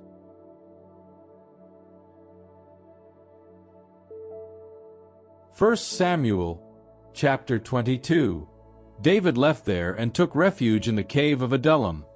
His brothers and his father's whole family heard this and joined him there. All those in distress, all those in debt, all those who had a grievance, gathered round him, and he became their leader. There were about 400 men with him. From there David went to Mizpah in Moab and said to the king of Moab, "Allow my father and mother to stay with you until I know what God intends to do for me." He left them with the king of Moab, and there they stayed all the time that David was in the stronghold. The prophet Gad, however, said to David, "Do not stay in the stronghold. Leave and make your way into the territory of Judah." David then left and went to the forest of Hereth. When Saul heard that David and the men with him had been discovered, Saul was at Gibeah, seated under the tamarisk on the high place, spear in hand, with all his staff standing round him. "Listen, Benjaminites," said Saul to them, "is the son of Jesse going to give you all fields and vineyards and make all of you commanders of thousands and commanders of hundreds, that you all conspire against me? No one warned me when my son made a pact with the son of Jesse. None of you felt sorry for me or warned me when my son incited my servant to become my enemy, as he is now." Then up spoke Doeg the Edomite, who was in command of Saul's staff. "I saw the son of Jesse coming to Nob, to Ahimelech son of Ahitub. That man consulted Yahweh on his behalf, gave him provisions and also the sword of Goliath the Philistine." The king then sent for the priest Ahimelech son of Ahitub and his whole family, the priests of Nob. They all came to the king. Saul said, "Now listen, son of Ahitub." He replied, "Here I am, my lord." "Why have you conspired against me?" said Saul, "you and the son of Jesse, giving him bread and a sword and consulting God on his behalf, for him to rebel against me as is now the case?" Ahimelech replied to the king, "Of all those in your service, who is more loyal than David's son-in-law to the king, captain of your bodyguard, honored in your household? Was today the first time I ever consulted God on his behalf? Indeed it was not. The king has no grounds for bringing any charge against his servant or against his whole family, for your servant knew nothing whatever about all this." The king retorted, "You must die, Ahimelech, you and your whole family." The king said to the scouts who were standing round him, "Forward, and put the priests of Yahweh to death, for they too are on David's side." They knew that he was escaping, yet did not warn me of it. The king's professional soldiers, however, would not lift a hand to strike the priests of Yahweh. The king then said to Doeg, "Forward you! Fall on the priests!" Doeg the Edomite stepped forward and fell on the priests, himself that day killing 85 men who wore the linen ephod. Nob, the town of the priests, Saul put to the sword. Men and women, children and infants, cattle, donkeys and sheep. One son of Ahimelech son of Ahitub alone escaped. His name was Abiathar, and he fled away to join David. When Abiathar told David that Saul had slaughtered the priests of Yahweh, David said to Abiathar, "I knew, that day when Doeg the Edomite was there, that he would be sure to inform Saul. I am responsible for the death of all your kinsmen. Stay with me, do not be afraid, for he who seeks your life seeks mine. You will be safe with me."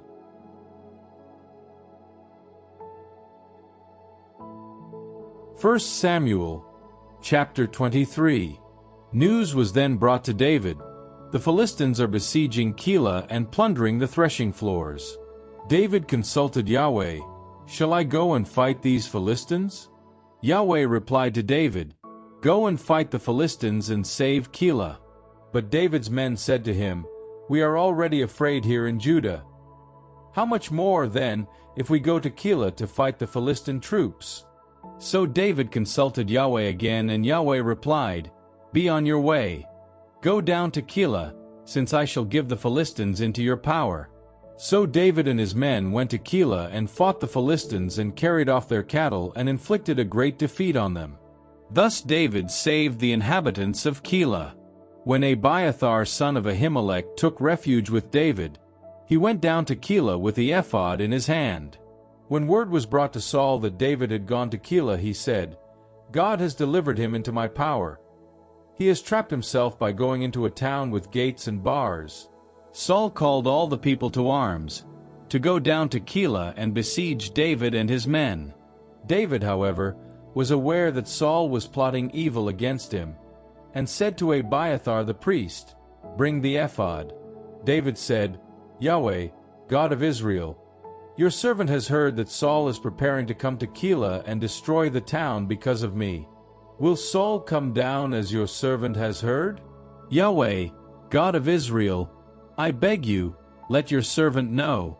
Yahweh replied, "He will come down."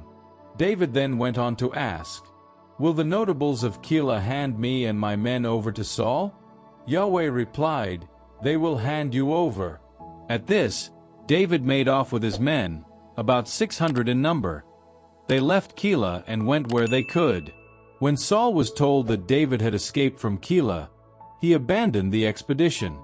David stayed in the desert, in the strongholds. He stayed in the mountains, in the desert of Ziph. Saul kept looking for him day after day, but God did not deliver him into his power. David was aware that Saul had mounted an expedition to take his life. David was then at Horish in the desert of Ziph. Jonathan son of Saul set off and went to David at Horish and encouraged him in the name of God. "Do not be afraid," he said, "for my father Saul's hand will not reach you. You are to reign over Israel, and I shall be second to you. Saul my father is himself aware of this." And the two made a pact before Yahweh. David stayed at Horish, and Jonathan went home. Some men from Ziph then went up to Saul at Gibeah and said, "Look, David is hiding among us in the strongholds at Horish, on the hill of Hachilah to the south of the wastelands. Now whenever you wish to go down, my lord king, do so. We shall make it our task to hand him over to the king." Saul replied, "May you be blessed by Yahweh for sympathizing with me. Go and make doubly sure. Find out exactly what place he frequents, for I have been told that he is very cunning. Take careful note of all the hiding places where he lurks, and come back to me when you are certain. I shall then come with you, and, if he is in the country, I shall track him down through every clan in Judah." Setting off, they went to Ziph ahead of Saul. Meanwhile, David and his men were in the desert of Maon, in the plain to the south of the wastelands. When Saul and his men set out in search, David was told and went down to the gorge running through the desert of Maon. Saul and his men proceeded along one side of the mountain, David and his men along the other. David was hurrying to escape from Saul, while Saul and his men were trying to cross over to David and his men's side, to capture them, when a messenger came to Saul and said, "Come at once, the Philistines have invaded the country." So Saul broke off his pursuit of David and went to oppose the Philistines. That is why the place is called the Gorge of Separations.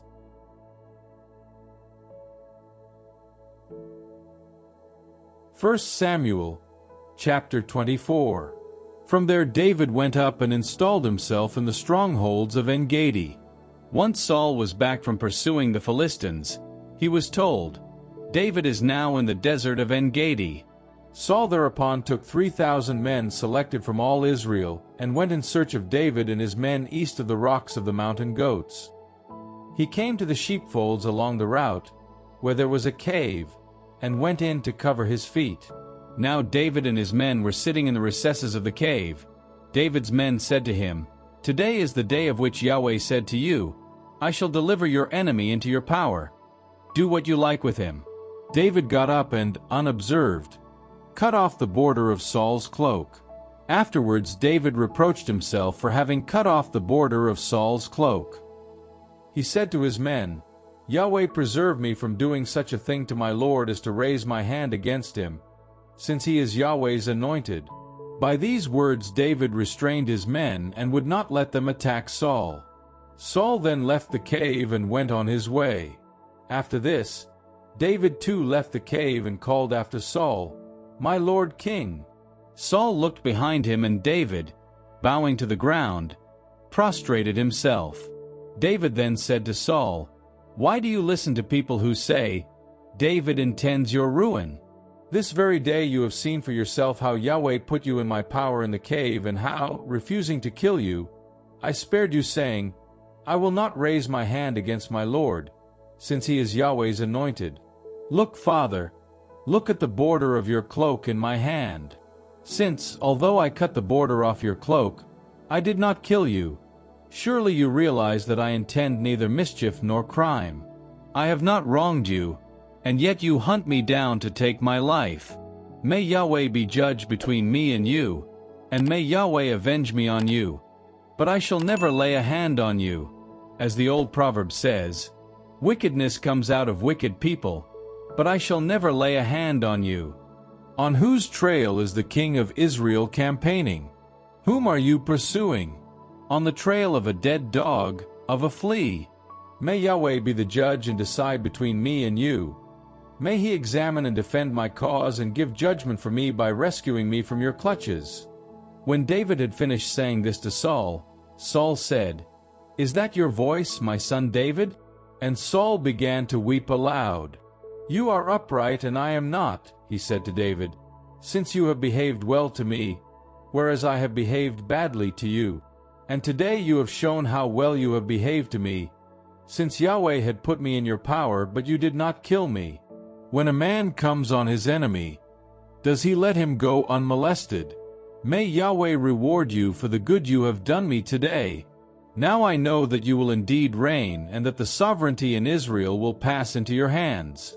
Now swear to me by Yahweh that you will not suppress my descendants once I am gone, or blot my name out of my family."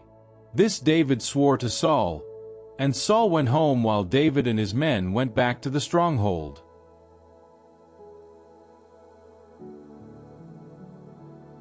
1 Samuel, chapter 25. Samuel died, and all Israel assembled to mourn for him.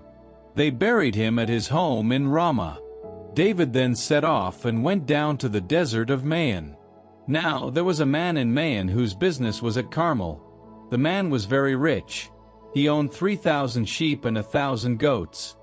He was then at Carmel, having his sheep shorn. The man's name was Nabal, and his wife's Abigail. She was a woman of intelligence and beauty, but the man was miserly and churlish.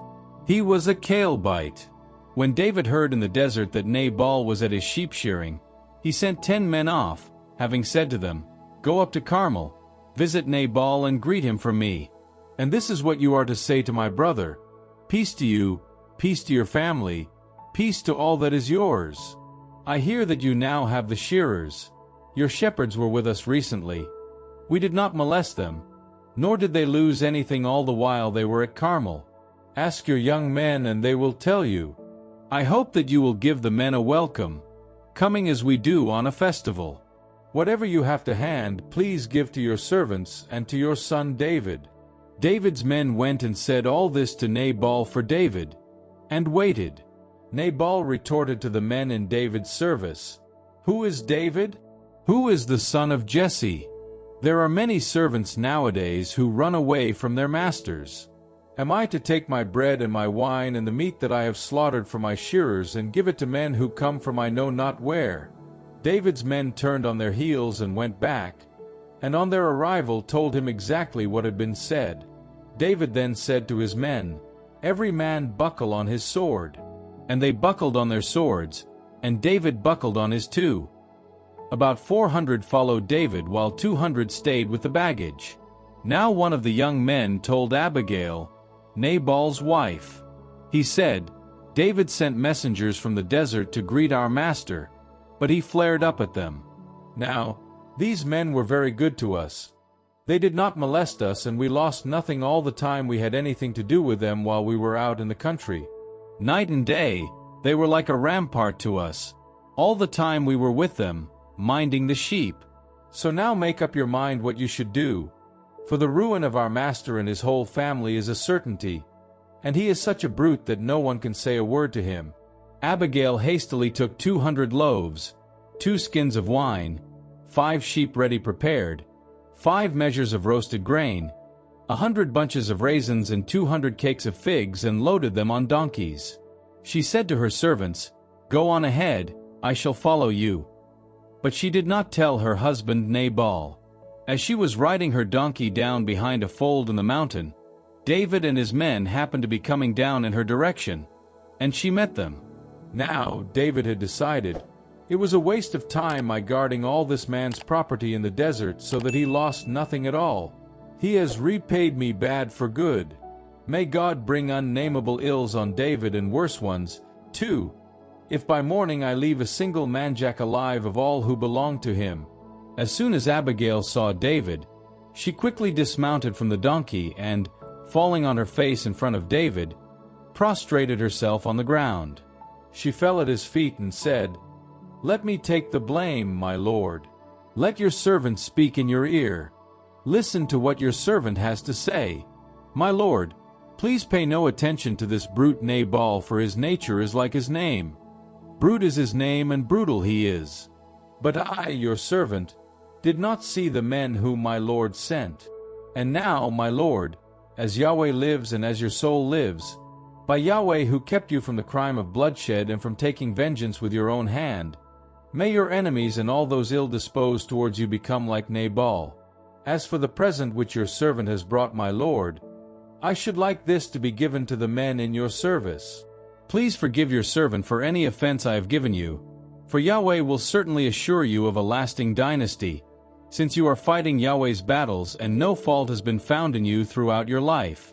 Should anyone set out to hunt you down and try to kill you, your life will be kept close in the wallet of life with Yahweh your God, while your enemies' lives he will fling out of the pouch of the sling.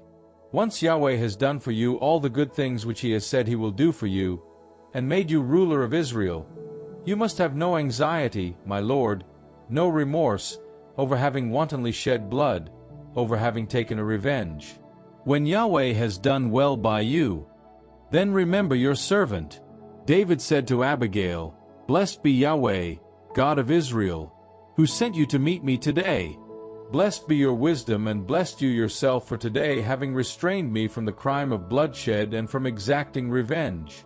But as Yahweh, God of Israel, lives, who prevented me from harming you, had you not hurried out to meet me, I swear Nabal would not have had a single manjack left alive by morning." David then accepted what she had brought him and said, "Go home in peace. Yes, I have listened to you and have pardoned you." Abigail returned to Nabal. He was holding a feast, a princely feast, in his house. Nabal was in high spirits, and as he was very drunk she told him nothing at all till it was daylight. In the morning, when Nabal's wine had left him and his wife told him everything that had happened, his heart died within him and he became like a stone. About 10 days later Yahweh struck Nabal, and he died. When David heard that Nabal was dead, he said, "Blessed be Yahweh for having defended my cause over the insult which I received from Nabal, and for having restrained his servant from doing wrong. Yahweh has made Nabal's wickedness rebound on his own head." David then sent Abigail an offer of marriage. When the men in David's service came to Abigail at Carmel, they said, "David has sent us to take you to him, to be his wife." She stood up, then prostrated herself on the ground. "Consider your servant a slave," she said, "to wash the feet of my lord's servants." Quickly Abigail stood up again and mounted a donkey. Followed by 5 of her servant girls, she followed David's messengers and became his wife. David had also married Ahinoam of Jezreel, and he kept them both as wives. Saul had given his daughter Michal, David's wife, to Palti son of Laish, from Gaulim.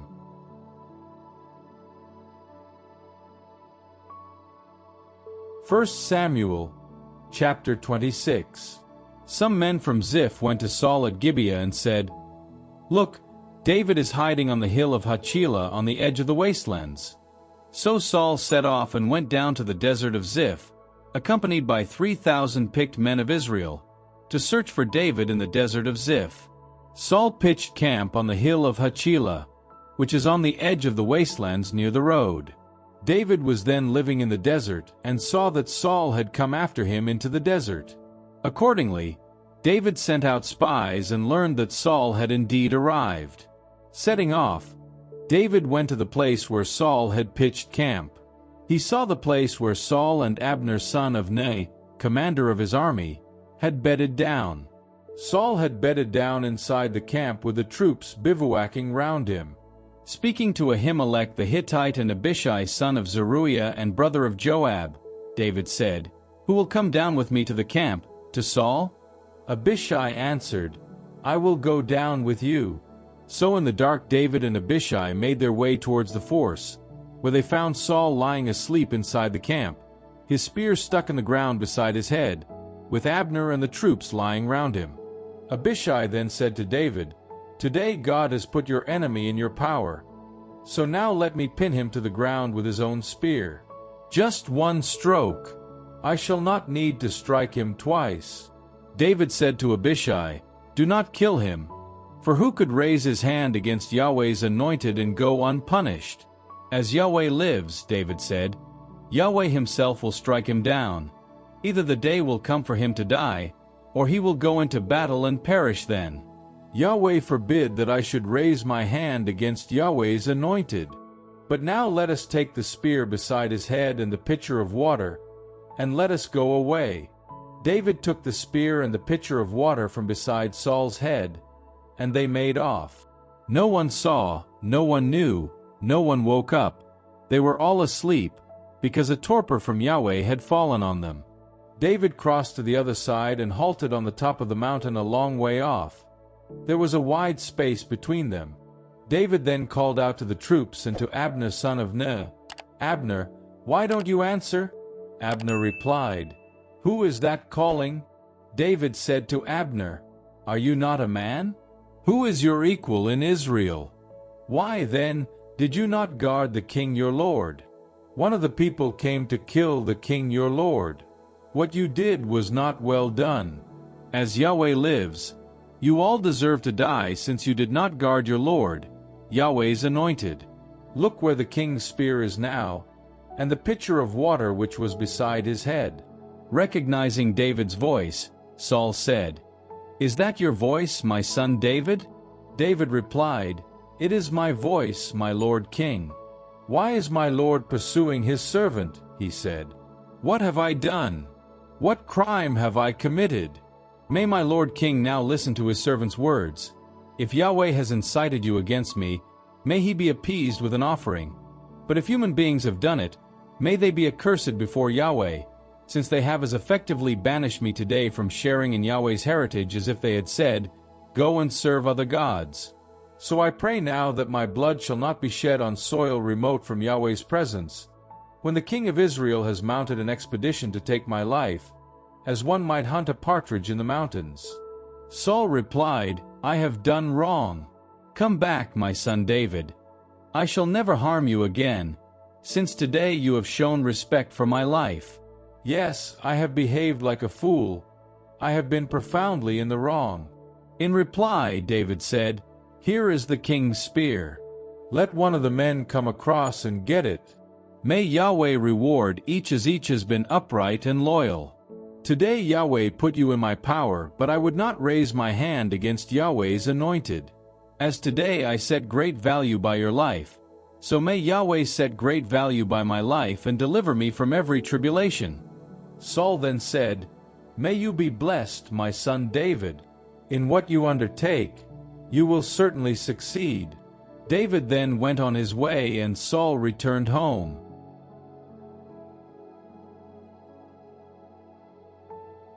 1 Samuel, chapter 27. One of these days David thought, "I shall perish at the hand of Saul. The best thing that I can do is to get away into the country of the Philistines, Then Saul will give up tracking me through the length and breadth of Israel, and I shall be safe from him." So David set off and went over, he and his 600 men, to Achish son of Mauch, king of Gath. He settled at Gath with Achish, he and his men, each with his family, and David with his 2 wives, Ahinoam of Jezreel and Abigail widow of Nabal of Carmel. When news reached Saul that David had fled to Gath, he stopped searching for him. David said to Achish, "If I have won your favor, let me be given a place in one of the outlying towns, where I can live. Why should your servant live in the royal city with you?" That very day Achish gave him Ziklag, and this is why Ziklag has been the property of the kings of Judah to the present day. The time that David stayed in Philistine territory amounted to 1 year and 4 months. David and his men went out on raids against the Jeshurites, Girzites, and Amalekites, for these are the tribes inhabiting the region which, from Telem, goes in the direction of Shur, as far as Egypt.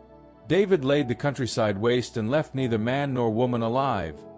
He carried off the sheep and cattle, the donkeys, camels, and clothing, and then came back again to Achish. Achish would ask, "Where did you go raiding today?" David would reply, "Against the Negeb of Judah, or the Negeb of Jerahmeel, or the Negeb of the Kenite." David spared neither man nor woman to bring back alive to Gath, in case, as he thought, they inform on us and say, "David did such and such." This was the way David conducted his raids all the time he stayed in Philistine territory. Achish trusted David. "He has made himself detested by his own people Israel," he thought, "and so will be my servant forever."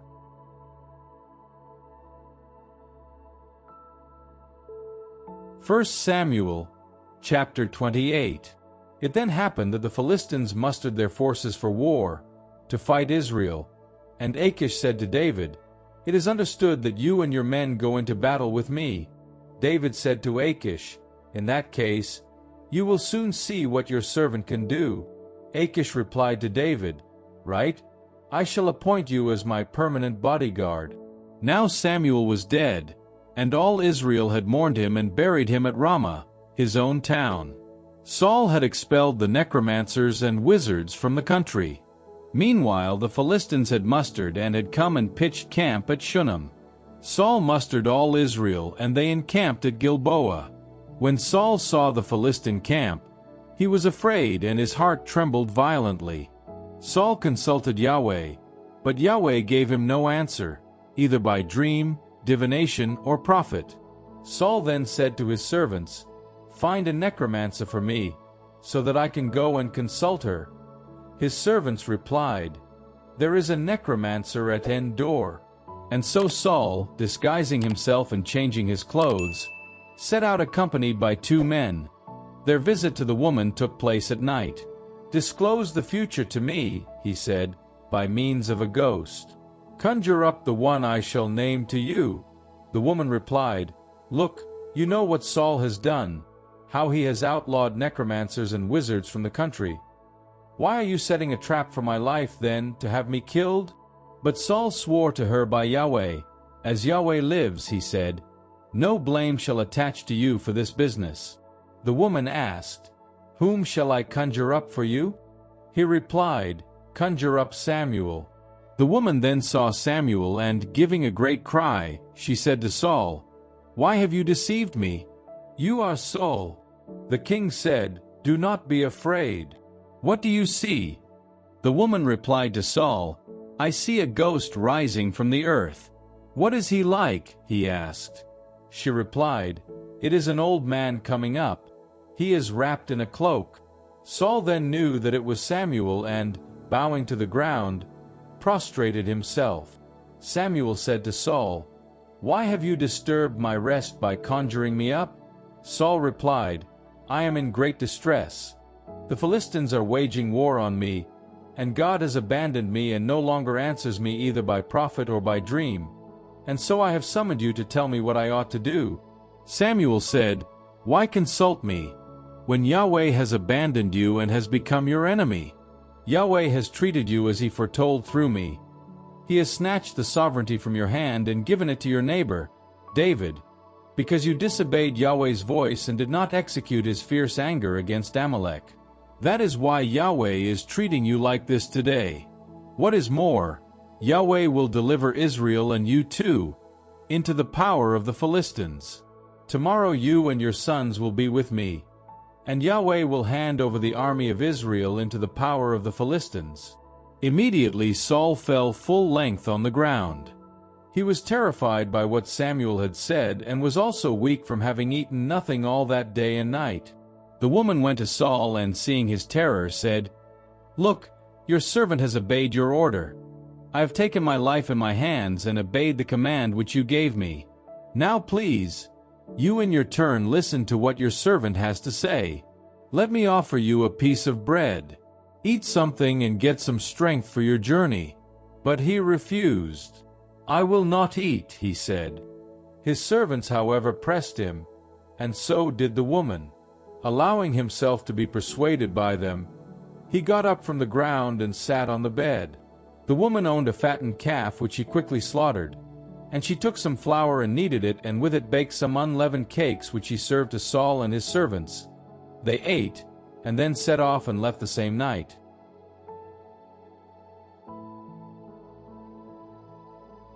1 Samuel, chapter 29. The Philistines mustered all their forces at Aphek, while the Israelites pitched camp near the spring in Jezreel. The Philistine commanders marched past with their hundreds and their thousands, and David and his men brought up the rear with Achish. The Philistine chiefs asked, "What are these Hebrews doing?" Achish replied to them, "Why, this is David the servant of Saul, king of Israel, who has been with me for the last year or two. I have had no fault to find with him from the day he gave himself up to me until the present time." But the Philistine chiefs were angry with him. "Send the man back," they said. "Make him go back to the place which you assigned to him. He cannot go into battle with us, in case he turns on us once battle is joined. Would there be a better way for the man to regain his master's favor than with the heads of these men here?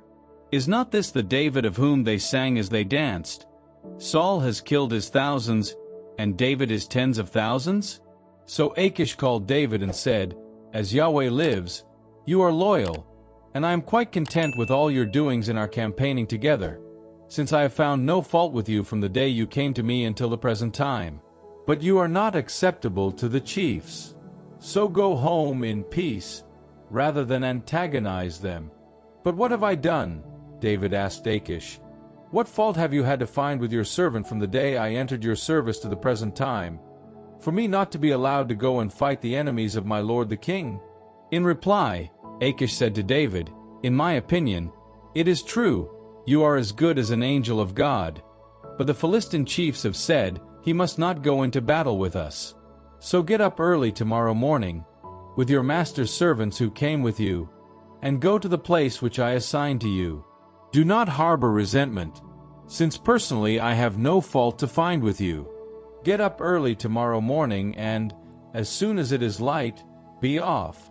So David and his men got up early to leave at dawn and go back to Philistine territory, and the Philistines marched on Jezreel.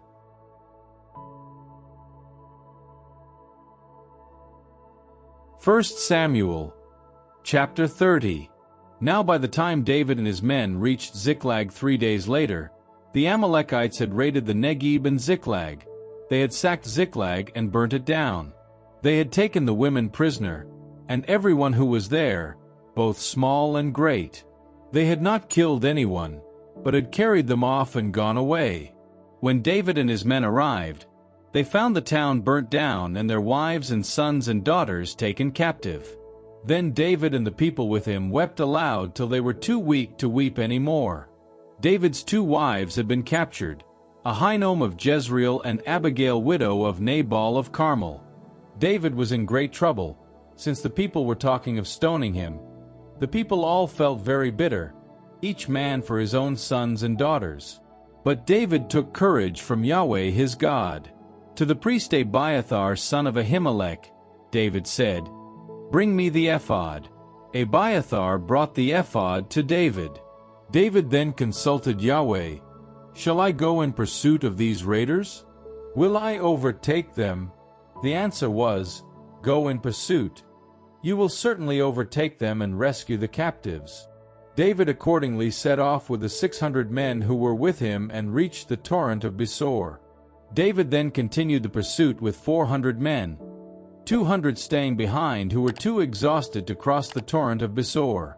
Out in the country they found an Egyptian and brought him to David. They gave him some bread to eat and some water to drink. They also gave him a piece of fig cake and 2 bunches of raisins. He ate these and his spirits revived. He had had nothing to eat or drink for 3 days and 3 nights. David then said to him, "Whose man are you and where do you come from?" He replied, "I am a young Egyptian, the slave of an Amalekite. My master abandoned me because I fell sick 3 days ago. We raided the Negeb of the Cherethites, and the Negeb of Judah, and the Negeb of Caleb too, and we burnt Ziklag down." David said, "Will you guide me to these raiders?" He replied, "Swear to me by God not to kill me or hand me over to my master, and I will guide you to these raiders." He guided him to them, and there they were, scattered over the whole countryside, eating, drinking, and celebrating, on account of the enormous booty which they had brought back from the territory of the Philistines and the territory of Judah. David slaughtered them from dawn until the evening of the following day. No one escaped, except 400 young men who mounted camels and fled. He rescued everything that the Amalekites had taken. David also rescued his 2 wives. Nothing of theirs was lost, whether small or great, from the booty or sons and daughters, everything that had been taken from them. David recovered everything. They captured the flocks and herds as well and drove them in front of him. "This is David's booty," they shouted. When David reached the 200 men who had been too exhausted to follow him and whom he had left at the torrent of Besor, they came out to meet David and the party accompanying him. David approached with his party and greeted them. But all the rogues and scoundrels among the men who had gone with David began saying, "Since they did not go with us, we shall not give them any of the booty which we have rescued, except that each of them can have his wife and children. Let them take them away and be off." But David said, "Do not behave like this, brothers, with what Yahweh has given us. He has protected us and has handed over to us the raiders who attacked us. Who would agree with you on this? No, as the share of the man who goes into battle, so is the share of the man who stays with the baggage. They will share alike." And from that day on, he made that a rule and custom for Israel, which obtains to the present day. When David reached Ziklag, he sent parts of the booty to the elders of Judah, town by town, with this message: "Here is a present for you, taken from the booty of Yahweh's enemies. To those in Bethel, to those in Ramoth of the Negeb, to those in Jattir, to those in Aroer, to those in Siphmoth, to those in Eshtemoa, to those in Carmel, to those in the towns of Jerahmeel, to those in the towns of the Kenite, to those in Hormah, to those in Borazhan, to those in Athak, to those in Hebron, and to all the places which David and his men had frequented."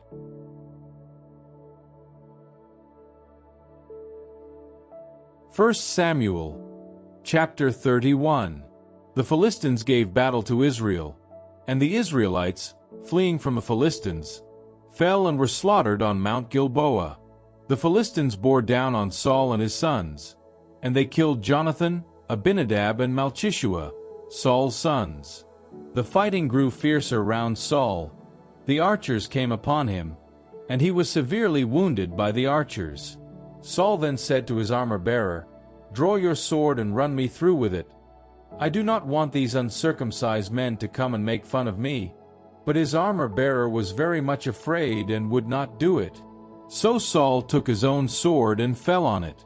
His armor-bearer, seeing that Saul was dead, fell on his sword too and died with him. Thus died Saul, his 3 sons and his armor-bearer, together on the same day.